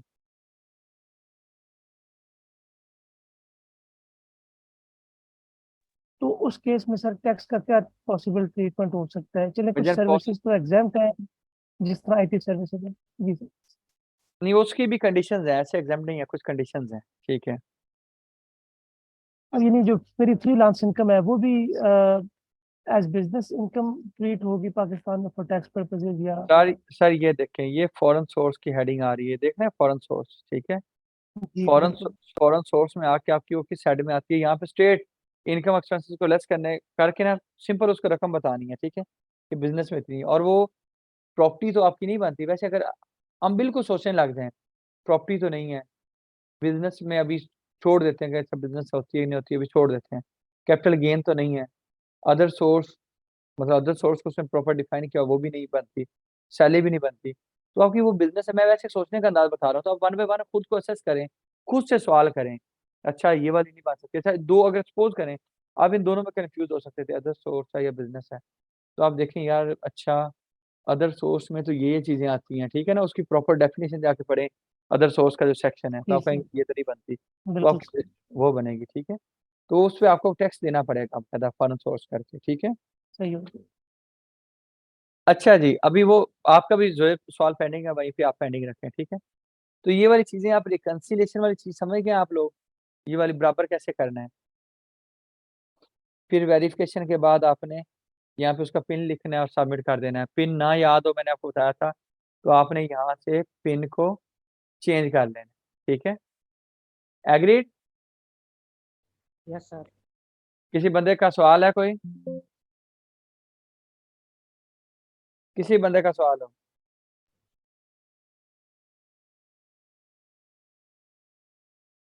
नोट किया, ठीक है। अच्छा जी, ये अब रिटर्न वाला जो पोर्शन है ना, अभी हालांकि मैं फौरन जवाब दे सकता था, लेकिन मैंने जेब के सवाल को रोका। क्यों रोका? कि ताकि मैं यहाँ से आके आपको दिखा सकूं कि यार ऐसे होता है, ठीक है। वरना तो मजा ही नहीं आता ना चीजों का। सपोज करें जी, इन्होंने कहा जी एक फॉरेन बंदा आया मेरे पास, उसने कहा बाहर से बड़ी कमाई हो रही है, मुझे बताएं जी क्या करना है। पहला सवाल तो ये पूछेंगे, अच्छा वहां पे आपका टैक्स कट रहा है? उसने कहा कट रहा है। इसने बड़े होशियारी से इसने कहा सर आपका यहाँ पे टैक्स बनने ही नहीं दूंगा, आपने यहाँ पे कोई टैक्स नहीं देना है, आपकी रिटर्न फाइल हो जाएगी, सारे आपके साथ से पाक साफ व्हाइट मनी में कन्वर्ट हो जाएंगे। उसने कहा ठीक है रिटर्न फाइल करो। भाईजान परेशान नहीं होना, डिक्लेरेशन पे आके क्लिक करना। यहाँ पे आके क्लिक करेंगे ना तो आपको फॉरेन के दो ही चीजें मिलेंगी। जब इस पूरी टैब में आप सर्च करेंगे ना, फॉरेन का वर्ड दो जगह पे आ रहा है, एक ये आ रहा है, एक ये आ रहा है। तो आप देखें ये दोनों तो है ही नहीं, यहाँ पे तो रिटर्न की बात ही नहीं हुई। यहाँ पे एसेसिबिलिटीज की बात हुई है, जो फॉरेनर है सिर्फ एसेसिबिलिटीज बता दे, ठीक है। यहाँ पे कैपिटल वैल्यू टैक्स है, ठीक है।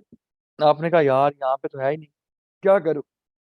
तो मेरा भाई ये जो सैलरी की रिटर्न है यही ओपन करोगे दोबारा, जिस टैक्स ईयर की है वही करोगे, ठीक है। अगेन वहीं पे जाओगे, ठीक है। अच्छा मेरा ख्याल है कि हम ठीक है। अच्छा जी, वहां पे जाके दोबारा से आप नॉर्मल वही रिटर्न ओपन करोगे। ये मैंने इधर से आके की, इस बंदे को नोटिस आया हुआ है, आपने रिटर्न को जाके ओपन करना है। मैंने रिटर्न को ओपन कर लिया, ठीक है। तो यहाँ पे मेरा भाई आके वो है फॉरेन सोर्स सैलरी, यहाँ पे फॉरेन सोर्स में है, ठीक है। यहाँ पे सैलरी लिखे टोटल अमाउंट, अगर टैक्स ना कटा होता तो यहाँ पे उसको एग्जाम्प्ट मैं ना करता। अगर टैक्स कट गया है तो वो सपोज करें कि अगर 10 लाख भी महीने की है तो तकरीबन 1.5 सवा करोड़ रुपए बनती है, ठीक है, सालाना। तो आप उसको यहाँ पे लिख दें, ठीक है। और टैक्स नहीं कटा तो ये देखो टैक्स टेबल में वो ले गया। और टैक्स कट गया तो यहाँ से कॉपी करो, यहाँ पे पेस्ट कर दो, और यहाँ पे बस डेट्स इट। और यहाँ पे टैक्स टेबल में जीरो हो जाएगी। और फिर यही चीज उठा के एग्जाम्प्ट वाली, जब रिकंसिलेशन में हम जाते हैं, पहले हम यहाँ पे लिख रहे थे, यहाँ पे सब्जेक्ट टू नॉर्मल टैक्स, अब यहाँ पे एग्जाम्प्ट में लिख लो कि इस पर कोई टैक्स बनता ही नहीं है, ठीक है। एग्रीड। जी सर। किसी बंदे को कोई समझ लगी हो? अच्छा जी, फॉरेन सोर्स में मैं आया, अभी मैं टैक्स की तरफ थोड़ा सा जाता हूँ। यहाँ पे मैंने इसको एग्जाम्प्ट नहीं किया, मैं कैलकुलेट करता हूँ, इस पर टैक्स बनाते हैं अभी। ये देखें जी, ये टैक्स टेबल पे गया, यहाँ पे इस पे टैक्स कितना बनता है मैंने देखना हो तो टैक्स चार्जेबल पेमेंट पे जाना है, यहाँ पे कंपोजिशन पे जाना है। ये इसने बना के दे दिया कि आपका टैक्स बनता है 33,20,000 रुपये। मुझे इसको कैलकुलेट करने की जरूरत नहीं है कि इसने बिल्कुल एक्यूरेट मालूम क्या होगा according to the income tax law, ठीक है। यहाँ पे मैंने उसको ये टैक्स अब देना है, तो देने के लिए मुझे चालान बनाना है, ठीक है। चालान बनाने के लिए इस पोर्टल के अंदर क्योंकि नोटिस है, तो नोटिस के तहत यहाँ पे वो जनरेट चालान वाली ऑप्शन नहीं आ रही, मुझे इसका चालान बनाना पड़ेगा, ठीक है। उसको कहूँगा भाई इतना टैक्स बन रहा है, इतना टैक्स आपको पे करना पड़ेगा। और ये यहाँ पे आ रहा है एडमिटेड इनकम टैक्स, ये इसका मतलब ये होता है कि टैक्स पेएबल, ठीक है। तो कितना आ रहा है? 33,20,000 रुपये, ठीक है। चालान बनाने के लिए आपने क्या करना है, जैसे एटीएल का चालान बनाते हैं वैसे इसका चालान बनता है। आप जाते होते हैं मेरा भाई E.FBR, चले गए। यहाँ पे जाने के बाद आपने करना है ई पेमेंट, ठीक है। ई पेमेंट के बाद आपने करना है इनकम टैक्स। इनकम टैक्स के बाद किस साल की रिटर्न बन रही है 2022 की, उसका कितना टैक्स है। आप एनआईसी या जो भी नंबर है यहाँ पे वो मेंशन करें, क्या एनटीएन है या कोई एनआईसी नंबर है। मैं कह रहा हूँ कि एनटीएन है, सपोज करिए एनटीएन है। उस बंदे का ऑटोमेटिकली ये नाम भी दे देगा खुद ब खुद, ठीक है। यहाँ पे एडमिटेड इनकम टैक्स क्लिक करना है, ठीक है। एडमिटेड इनकम टैक्स करने के बाद वो कहता है कि किस सेक्शन का ये टैक्स है। ये आता होता है 137। सेक्शन 137 को पढ़ेंगे तो वहां पे आपको टैक्स पेबल के बारे में चीजें मिलेंगी। यहाँ पे क्लिक कर दो, ठीक है। ये बाकी चीजें रजिस्ट्रेशन के वक्त जो इसको दी थी वो सारी की सारी खुद ब खुद यहाँ पे आ रही हैं। कितना टैक्स बन रहा है वो यहाँ से कॉपी कर लो और यहाँ पे आके पेस्ट कर दो, कितना टैक्स बनता है ये ऑटोमेटिकली उसने अमाउंट इन्वर्ट लिख दी। दोबारा यहाँ पे उसको लिख दो, ठीक है। यहाँ पे आप ईमेल मोबाइल नंबर लिख दो ताकि उस बंदे को जिसको आपने मैसेज भी थोड़ा सा डराना भी है, यार देखो आपका काम कर रहा हूँ, उस बंदे को एक मैसेज जाएगा कि आपकी PSID जनरेट हो गई है, ईमेल भी उस बंदे को जाएगी, ठीक है। यहाँ पे करो क्लिक, ठीक। जो ही क्लिक करोगे वो कह रहा है कि भाईजान अलर्ट कर रहा है कि चीज़ें देख लो, कुछ चीज़ गलत तो नहीं आपने लिख दी, क्योंकि मैं आपका चालान बनाने लगा हूँ, ठीक है। मैंने उसको जो ही कंफर्म किया तो मेरा चालान बन गया, ठीक है। यहाँ पे मैंने प्रिंट पे क्लिक करना है तो मेरा ये चालान वो कहता है डाउनलोड। जब डाउनलोड करूंगा तो ये चालान इस तरह का आएगा, ठीक है। ये वो वही है जो कल हमने देखा था, ठीक है। फर्दर अब इस रिटर्न को मैं चाहता हूँ मैं अपने क्लाइंट को भेजूँ, वो देखे एक दफ़ा, तो मुझे क्लिक करना है प्रिंट पे। प्रिंट पे क्लिक करूंगा ये हो जाएगी डाउनलोड। जब डाउनलोड हो जाएगी ये इस तरह की बनी हुई है ये, ठीक है। वो बंदा इसको देख लेगा, चाहे नहीं भी उसको देखनी आती उसको कहें बस आप मुझे बता दें, ठीक है।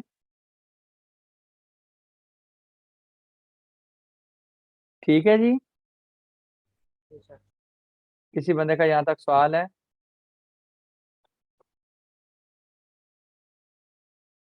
क्वेश्चन है जी कोई? सर सैलरी के हद तक तो क्लियर हो गया। शैली का तक क्लियर है, चलो शुक्र है। शैली का तक है? जी जी। सर अगर बिजनेस होता फिर ओ हम यार कौन सा टैब टैब और वन बाय वन करेंगे ना, जाने की एक चीज हुई है ना, ठीक है। अच्छा अच्छा, ठीक है ठीक। और यार भगाना थोड़ा है, जल्दी है। नहीं सेशन को नहीं 2 दिन में खत्म करना है, ठीक है। प्रॉपर आपको बढ़ाएंगे ना, ठीक है। यहाँ तक किसी बंदे का कोई क्वेश्चन है सैलरी की हद तक डिस्कस कर लें। सर सर सर एक वेल्थ क्वेश्चन। स्टेटमेंट सबको फाइल करनी होती है या उसके लिए कोई लॉ है? जी वेल्थ स्टेटमेंट जो है ना कानूनी तौर पे जब आप रिटर्न फाइल करते हैं तो आपको सबको सबमिट करनी होती है। इवन के समटाइम जो फॉरेनर है उनको इनकम टैक्स रिटर्न माफ है, लेकिन उनको भी वेल्थ स्टेटमेंट फाइल करना जरूरी होती है, ठीक है। सेक्शन 116 अगर आप पढ़ेंगे ना, अगर हम खोल भी लें, आप अपने पास नोट फरमा लें वेल्थ स्टेटमेंट किसको फाइल करनी है किसको नहीं करनी, तो आपने सेक्शन 116 को पढ़ना है, ठीक है। मतलब मैं आपको बता देता हूँ ना तो इसका मतलब ये नहीं होता कि आप बस कहें ठीक है इसने बता दिया। थोड़ा सा पढ़ा करें ना ताकि अगले दिन आप आके मेरे साथ थोड़ी बहस बासा करें कि नहीं जी ऐसे क्यों है, ऐसे क्यों नहीं है। फिर मुझे मजा आता है बढ़ाने का भी, ठीक है, कि यार बंदा पढ़ क्या है। अब ये चीज 116 पढ़ेंगे, ठीक है। फिर 116 के साथ आप हाँ जी कनेक्ट करके 116A पढ़ेंगे, ठीक है, तो आपको आइडिया हो जाएगा, ठीक है। सर, एक पर्सनल क्वेश्चन है मेरा थोड़ा सा। हुक्म सर हुक्म। सर ऐसा है कि अगर बंदे की प्रॉपर्टी हो, सिर्फ वहां से रेंट आता हो, वही उसकी मेन इनकम हो, ठीक है सर। और फिर वहां पे जैसे प्रॉपर्टी टैक्स आता है और वो टैक्स भी कट रहा हो एज पर जी स्केड्यूल जैसे जी वो 3-4 हेड हो प्रॉपर्टी से, ठीक है। तो ठीक है। वो फिर उसके बाद यानी उसके ऊपर दोबारा भी टैक्स होता, वो फिर डबलिंग नहीं हो जाएगी? जैसे मतलब वहां से तो ऑलरेडी प्रॉपर्टी टैक्स कटा जा रहा है, मतलब जो उसको मिलता है पर पर ईयर वो उसको पे कर रहा है पर सर दो प्रॉपर्टी। दो दो किस्म के टैक्स होते हैं। एक टैक्स वो होता है जो प्रॉपर्टी टैक्स आपसे प्रोविंशियल गवर्नमेंट लेती है। प्रोविंशियल गवर्नमेंट, जो प्रोविंशियल गवर्नमेंट आपसे टैक्स ले रही है ना वो आपका एक्सपेंस होता है, वो आपके यहाँ पे इनकम टैक्स में आप उसको एक्सपेंस के तौर पे लेते हैं, ना कि उसको आप अच्छा। टैक्स मानते हैं, ठीक है। लेकिन अगर मैं हम्म। एक मिसाल देता हूँ, आपने वही प्रॉपर्टी आपने किसी बैंक को दी है, किसी बैंक को दे दी है सपोज करें, वहां से ठीक। बैंक वाले एक टैक्स काटेंगे आपका, ठीक है। एक टैक्स आपसे वो प्रोविंशियल गवर्नमेंट लेगी, ठीक है। जो प्रोविंशियल गवर्नमेंट लेगी वो तो आपका है एक्सपेंस, लेकिन जो आपका टैक्स बैंक काटेगा जिसको विद होल्डिंग कहते हैं, विद होल्डिंग को भी जी। मैंने बताना है। मेरे भाई मैंने पैसे करने हैं हलाल, ठीक है, जो कॉलेज वालों ने आपसे पैसे लिए हैं आपको हलाल करके दूंगी, ठीक है। अभी चीजें जी बड़ी सारी सर। मैंने बतानी है, ठीक है। जी सर। अच्छा जो विद होल्डिंग होगी आपकी वो बकायदा आपको यहाँ से बेनिफिट मिलेगा, बकायदा रिलीफ मिलेगा, ठीक है। वो एडजस्टमेंट करेंगे। कैसे एडजस्टमेंट करेंगे कि यहाँ पे आके पोर्टल के अंदर, मेरा भाई पोर्टल नजर आ रहा है, नहीं आ रहा तो मैं दोबारा शेयर कर दूं। ये इसमें ये जो टैक्स चार्जेबल पेमेंट आ रही है ना, इसके अंदर ये एडजस्टेबल आ रहा है, ठीक है। तो एडजस्टेबल में यहाँ पे जो आपके डिफरेंट टैक्सेस कटे होते हैं ना, 47 टाइप के टैक्सेस हैं जो विदहोल्ड होते हैं आपके, 47 टाइप्स के, ठीक है। ये उन डिफरेंट सेक्शंस को लिखा गया कि फलां टैक्स सेक्शन में भी टैक्स करता है, फलां में भी, फलां में भी, फलां में भी, किस रेट से करता है, सारा लिखा गया।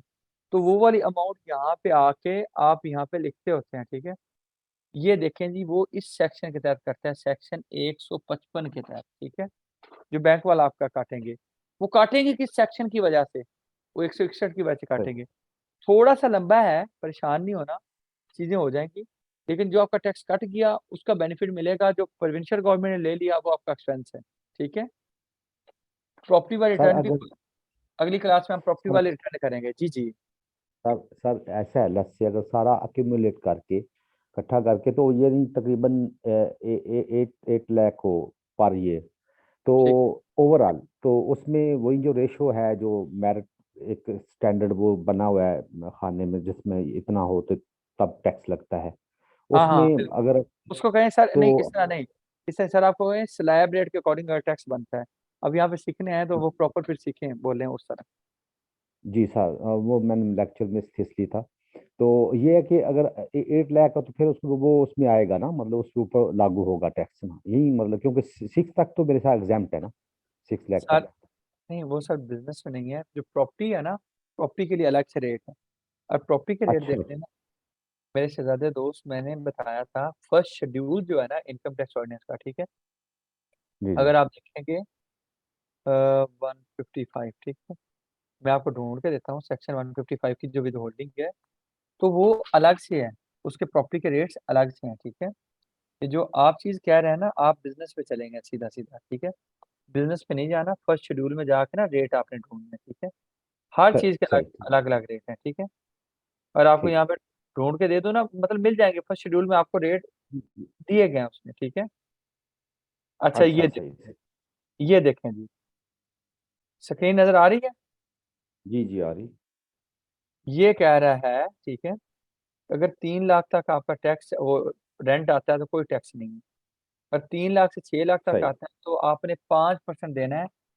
3 लाख से ऊपर कितनी अमाउंट है, मिसाल के तौर पर अगर 5 लाख आपको रेंट मिलता है तो 3 लाख से ऊपर कितनी अमाउंट होगी, 2 लाख उस पे, ठीक है। दो दो, हाँ जी हाँ जी, ठीक सही। है, तो इस तरह से ये प्रॉपर सर आप ये इस कोई और स्क्रीन डिस्प्ले हो रही है?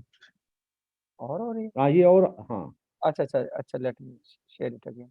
ये देखें जी, ये आपका ना फर्स्ट हाँ शेड्यूल का डिवीजन 4 है, जो इनकम फ्रॉम प्रॉपर्टी के रेट्स देती है। इसके रेट्स ये लिखे हुए हैं, सही। ये देखें, जी सर। नजर आ रहे हैं। जी जी जी। सही सही। ठीक है, और इतना ठीक आपको सर। परेशान करेंगे ना, इतना आसानी से टैक्स आपको बता दिया तो आप तो हमारी छुट्टी करवा देंगे मार्केट से। नहीं सर, मुझे सर पंगा चल रहा है ना इसी तरह, इसी वजह तो मैंने इस क्लास में वो एडमिशन लिया है आगे फिर। नहीं नहीं, आप डिस्कस किया करें भाई, कोई आपका कोई पर्सनल क्वेश्चन होता है तो आप मुझे मैसेज वगैरह कर लें कि सर ये वाली चीज़ मुझे अपनी राय दें। जो अल्लाह ने थोड़ा सा इल्म दिया है मैं आपको चीज़ बता दूंगा, ठीक है। सर अगर जो सर जो मेरे ऐसा अकल था, में आई बात। जी। सर ऐसा था वो ना, कमर्शियल मीटर लगाने के लिए आज तक वो कहते हैं जी वो टिन नंबर दो ना, टैक्स आइडेंटिफिकेशन नंबर। हम तो ठीक है, पहले है, बार था तो वहाँ के नंबर इसको कहते थे, यहाँ पे क्या है आई डोंट नो इवन। तो ठीक है। वो सर मेरे वो मीटर लगवाया तो वहाँ पे उन्होंने कहा जी रिटर्न जो है वो फाइल करें। तो मैं घबरा गया, मैंने कहा यार ये क्या पंगा है। तो अभी तक मुझे नहीं पता वाल क्या है कैसे है, अभी साइलेंस और ही है। या वकील घबरा गया तो बस फिर नहीं वकील वो मुझे प्रैक्टिस में नहीं था सर, अब मैं है मतलब ठीक है वो जैसे हो रहा हूँ पर डे जैसे थोड़ा सा कर रहा हूँ उसको। तो ये अच्छा, था एक नई चीज थी मेरे लिए। आप पिंडी से हैं। नहीं सर, मैं इधर अफजाबाद से हूँ। अच्छा, अफजाबाद से हैं, ठीक है। मैंने कहा पिंडी से जी हैं, जी, नहीं इस्लामाबाद मैं से हैं। वैसे नमल तो नमल में पढ़ता रहा हूँ, अच्छा आपके नहीं साथ नहीं, पास पढ़ता हूँ H9 में, नमल से पढ़ा हुआ है। अच्छा अच्छा, मैंने जी कहा सर। इधर से हैं तो कभी आप ऑफिस आ जाइएगा, कोई मसला मसाइल ज्यादा हो तो। हाँ वहाँ सर एक है, मैं आपसे एक और भी बात करता हूँ। वहाँ सर एक ACME एक अदारा है, अच्छा, ACME, वो कचहरियों के पास। वो ठीक सर है। वो 2 नंबर है, उन्होंने मुझसे 3.5 लाख लिए, मैंने एक डिप्लोमा किया था सर, ना वो उन्होंने रिजल्ट दिया है ना कुछ, वो उस लिहाज से मैं सोच रहा हूँ वो खूब पंडोरा खोलना है मैंने उनसे, वो तो आपकी यार सबसे लूंगा। जी जी जरूर जरूर जरूर। ठीक है, वो फिर हम ACME इस तरह का। वो हम हाँ पर्सनल पे डिस्कस कर लेंगे क्लास से हट के। जी sure sure no problem no problem thank you sir जी thank you thank thank you you जी साहबान। ये कोई पर्सनल थोड़ी सी डिस्कशन होगी, सॉरी मुझे था कि मैं इनको sorry sir कहूँगा आप आ जाइएगा, ठीक है, क्योंकि हम लोग को बड़ा फैसिलिटेट करने की कोशिश करते हैं ना, हम अच्छे लोग हैं, आपको पता है। हम्म। अच्छा जी, कोई क्वेश्चन है किसी का भाई? अगली क्लास में हम प्रॉपर्टी वाला चीज डिस्कस करेंगे ना फिर। सर एक चीज बताइए, हम अभी कॉर्पोरेट लॉ पढ़ रहे थे और ये हम टैक्सेशन पे आ गए हैं, तो कॉर्पोरेट का भी कुछ रहता है या वो खत्म हो गया? मैं बीच में से थोड़ा सा मिस कर गया हूँ क्लास को, तो मुझे एग्जैक्टली पता नहीं है बस कि नहीं भाई, बस एक तो मेहरबानी फरमाया करें, ये सबको रिक्वेस्ट भी है कि आप अगर मिस कर भी देते हैं ना तो रिकॉर्डेड लेक्चर काइंडली सुना करें, ठीक है। कॉर्पोरेट का कुछ थोड़ा सा एरिया बाकी है, बहुत थोड़ा सा, ठीक है, बहुत ज्यादा नहीं, ठीक है, जो मैंने करवाना है आपको इंशाल्लाह। जब मैं कहूंगा ना कि भाईजान मेरी तरफ से पूरा कोर्स, जिस दिन बोलूंगा ना कोर्स एंड है, उस दिन भाईजान आपको अगर कोई चीज कमी बेशी लगे तो मुझे आपने कहना है कि सर ये वाली चीज आपने नहीं करवाई। जो आउटलाइन हमने दी है इंशाल्लाह पूरी करवाएंगे, उसमें हाँ चीजें लिमिटेड लायबिलिटी पार्टनरशिप बाकी है, ठीक है। उसके बाद आपकी जो दूसरी पार्टनरशिप है 1932 वाली, जिसको नॉर्मल पार्टनरशिप कहते हैं, एसोसिएशन ऑफ पर्सन कहते हैं, वो बाकी है, ठीक है। थोड़ी सी चीजें, एक दो चीजें जो एससीसीपी की कंप्लाइंसेस में है ना, वो बाकी हैं, ठीक है। तो थोड़ी सी चीजें बाकी हैं, बहुत ज्यादा चीजें बाकी नहीं है, ठीक है। वो मैं पर्सनली तौर पे इंशाल्लाह 2 क्लासेस में करवा लूंगा इंशाल्लाह, ठीक है। अच्छा। और वका सर अभी ड्यूरिंग तक मतलब हम टैक्सेशन शुरू किया है, इन केस अगर कोई क्वेश्चन हो बाकी कॉर्पोरेट का या किसी और का, तो हम बीच में पूछ सकते हैं आपसे? नहीं, वो क्लास यार की इस जो चीज चल रही होती है इसके रेलिवेंट आप पूछ लिया करें, ठीक है। हाँ वैसे अगर आपने पूछा तो मुझे पर्सनली मैसेज कर दिया करें, ग्रुप में मैसेज कर दिया करें, ताकि बाकी लोग भी देख लें। ओके सर, ठीक, थैंक यू। ठीक। Waqar Irshad sir, foreign wealth statement for foreign income person, how it could be make. यार ये कौन सा मसला है? मुझे लगता है कि आपकी भी इंग्लिश वाले हालात मेरे जैसे ही हैं, ठीक है।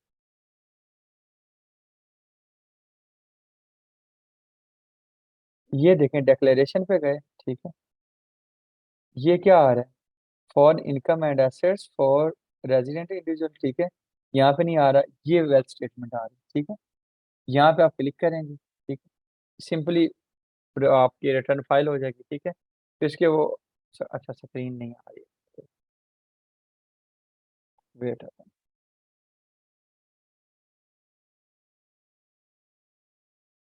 अच्छा जी,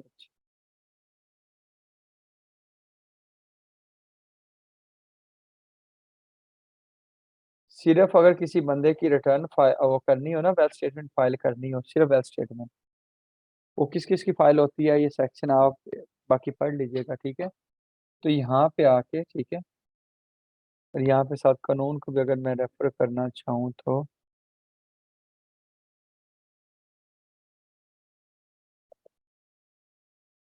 ठीक है। कानून से हट के ना कभी आपने परेशान नहीं होना, कानून से हट के कोई चीज़ नहीं आती, ठीक है। कानून को फर्स्ट प्रायोरिटी पे रखें, एक जगह से नहीं दूसरी जगह से आपको तो कोई बगैरती करता है तो उसका रिलीफ फिर भी आपको मिल जाए। ये देखें जी, सिर्फ वेस्ट स्टेटमेंट फाइल करनी हो ना तो ये 116(2) की ऑप्शन आ रही है। मैं मिसाल देता हूँ कि आप बिल्कुल सादे आदमी हैं, आपने प्रैक्टिस स्टार्ट की, आपको नहीं पता, आप कहते हैं मैंने जी फलां बंदे की या रिटर्न फाइल करनी है या मैंने उस बंदे की वेस्ट स्टेटमेंट फाइल करनी है। सिर्फ और सिर्फ इन दोनों चीज़ों के लिए ये एक पूरी ये वाली जो जगह है ना, ये इस चीज़ के लिए अलॉटेड है, रिटर्न के लिए, वेल्थ स्टेटमेंट के लिए, ठीक है, ये वाले एरिया, ठीक है। तो आपने करना क्या है, सिंपली यहाँ आप डिक्लेरेशन पे आए, ठीक है, यहाँ पे ढूंढें। अब यहाँ पे ढूंढने के लिए ना मैं कंट्रोल F करके डायरेक्ट ढूंढ सकता हूँ। इन्होंने भाइयों ने कहा कि फॉरेन, मैंने फॉरेन का वर्ड सर्च किया तो इस पूरी टैब में फॉरेन 2 दफा आ रहा है, पर मैं नॉन रेजिडेंट सर्च करना चाहूँ, नॉन नहीं आ रहा, ठीक है, रेजिडेंट। अब रेजिडेंट का वर्ड भी ये देखें, नॉन रेजिडेंट का वर्ड किस कहाँ कहाँ पे आ रहा है, आपको उसने खोल के दे दिया। Foreign income and asset statement for resident individual, ये तो नहीं है, ठीक है। Non resident person, original person having no Pakistan source income, ये अगर वो कोई रिटर्न फाइल करना चाहता है वो ये वाली करेगा, ठीक है। आप कहते हैं ये वाली भी नहीं है, ठीक है। फिर सब कुछ देखने दिखाने के बाद जब आप थक जाए, आपको समझ ना आए, तो फिर आप कहें यार करनी तो वेल्थ स्टेटमेंट है ना, ये वाली के ऊपर लिखा हुआ है रिवाइज, रिवीजन तो नहीं करनी मैंने, मैंने तो करनी है ओरिजिनल फाइल। तो फिर यानी कि फर्स्ट टाइम ये सिंप्लीफाइड भी ये समझे कि आपके लिए इतना रेलिवेंट नहीं है, ये वाला जो पोर्शन है ये रेलिवेंट नहीं है, आपके लिए जैसे रेलिवेंट चीज़ है ये वाली। तो इसमें आके जब आप देखेंगे तो आपके लिए बेस्ट स्टेटमेंट ये वाली बनेगी, ठीक है। ये वाली जब बनेगी, मैं इस बंदे की शायद ओपन भी ना हो 2022, लेट में ओपन शायद हो जाए, नहीं, क्योंकि इस बंदे की ऑलरेडी 22 की रिटर्न इन प्रोसेस है, ठीक है, क्योंकि नोटिस आया हुआ है। तो यहाँ पे आपने सिंपली क्लिक करना है 116(2) में, आपकी वो वेल्थ स्टेटमेंट खुल जाएगी। एट्रीब्यूट्स में बता देना कि ये फॉरनर है, ठीक है, ठीक है जी। Sir thank you. आज सर ये बड़ा अच्छा आपने सर अभी इस तरह ये खोल के बताया। अगर आप किसी दिन एक दफा ये सारे के सारे जितने भी हैं ये इनका इंट्रोडक्शन बता दें तो ये बड़ा ही अच्छा हो जाएगा। नहीं इंशाल्लाह हम, बाकी मैं पता है प्रैक्टिकली मैं चीज़ बता दूं, हमारा कोर्स जब ख़त्म होगा ना उसके बाद मैं कोई ऐसी क्लासेस ज़रूर रखूंगा कि कुछ कोई 3-4 क्लासेस हों, कोई 3 तक हों, 3 ना हो, कम से कम 2 क्लासेस तो ज़रूर हों, और वो शायद 1.5 घंटे की भी ना हो, थोड़ी लंबी क्लास भी हो, जिसमें हम कहें कि अच्छा जी, जो चीज़ें आप पूछना चाहते हैं या कुछ चीज़ें मैं उससे आपको जब पूरा कोर्स पढ़ चुके होंगे ना, तो हाई लेवल पे जी इसमें हमने ये चीज़ें पढ़ी हैं, ये ऐसे-ऐसे था, तो शायद मैं उस पूरी चीज़ को 2-3 घंटे के सेशन में पूरा करवा दूँ। ये चीज़ थी, फलाँ चीज़ थी, ठीक है? तो जस्ट स्टे टच, ठीक है? स्टे इन टच और बाकी चीज़ों को साथ-साथ रिवाइज़ किया करें। अगर क्लास नहीं ले पाते तो आप उसकी रिकॉर्डिंग सुन लिया करें। तो एक छोटी सी रिक्वेस्ट है, अगर पॉसिबल हो तो हुकम, मॉड्यूल एफ का जो एडवांस टैक्सेशन की बुक है सर, वो भी आपके पास अवेलेबल होगी, लेटेस्ट मॉड्यूल जिसका है कौन सा मॉड्यूल है? ये मॉड्यूल एफ जो पुराने जमाने में सीए में होता था, यानी एडवांस टैक्सेशन। अभी तो आई थिंक जो आपने अच्छा, शेयर किया सर, अच्छा उसका क्या बेसिक चाहिए? टैक्सेशन, वो बुक मैंने कहा इलेक्ट्रॉनिक फॉर्म में अगर इस तरह आपके पास अवेलेबल हो, क्योंकि वो सॉल्व एग्जाम्पल से कई दफ़ा चीज़ें बंदा क्विकली लर्न कर सकता है, या क्वेश्चनिंग करनी हो यार बंदा वो बाद से चेक कर कर कर आप। लेटेस्ट वाली मैं समझ गया हूँ, आप सीए वाली बुक का जो जी कह रहे हैं, जी जी वो वाली बुक मेरे दोस्त आपको नहीं मिलेगी, ठीक है। जो लेटेस्ट होगी जो होती है तो वो फिर उनकी कमाई का जरिया भी रुक जाता है ना, जो पब्लिशर होता है या जिस मैंने बनाई अच्छा, होती है, सही ठीक है। सही। तो मतलब मेरा नहीं ख्याल कि आपको मिले, हार्ड में मिल जाएगी, अगर कोई कहेंगे तो मैं आपको बता दूंगा कहाँ से ऑर्डर करनी है, लेकिन वो वो तो तो और सदर से, या तो अगर फिजिकली जाए तो यहाँ पिंडी में तो सदर से ही मिलती है सर, और वो कहीं से आई8 वगैरह से भी आई थिंक अब नहीं नहीं, मिलती। ऑनलाइन भी ऑर्डर हो जाती है, लेकिन हर बंदा ना उस बुक को जज़ब भी नहीं कर पाता ना, ठीक है। जी जी हर बंदे के लिए वो इजी भी नहीं होता कि उस चीज़ को वो कर पाए, ठीक है। ठीक है। अगर आप फिर भी just in case link share कर सके, अगर किसी ने परचेज करनी हो तो। मैं लिंक शेयर कर देता हूँ, अभी बात करते करते शेयर कर देते हैं, क्योंकि मुझे लगी बेतहाशा भूख, जब जो ही क्लास खत्म होगी मैंने भाग जाना है उसके लिए, ओह ठीक है, श्योर सर। ठीक है। तो मैं अभी थैंक शेयर करके जाता हूँ, क्योंकि बाद में फिर आपने मुझे कहते रहना। यू। नहीं नहीं, ठीक है sir, thank you very much.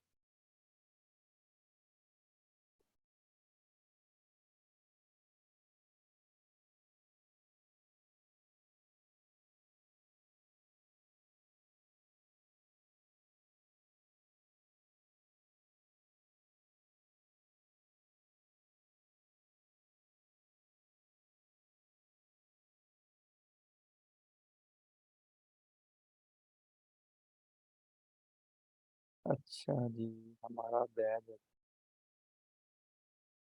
try to December। अच्छा जी, ये मैंने आपको एक वेबसाइट भेजी है, ठीक है।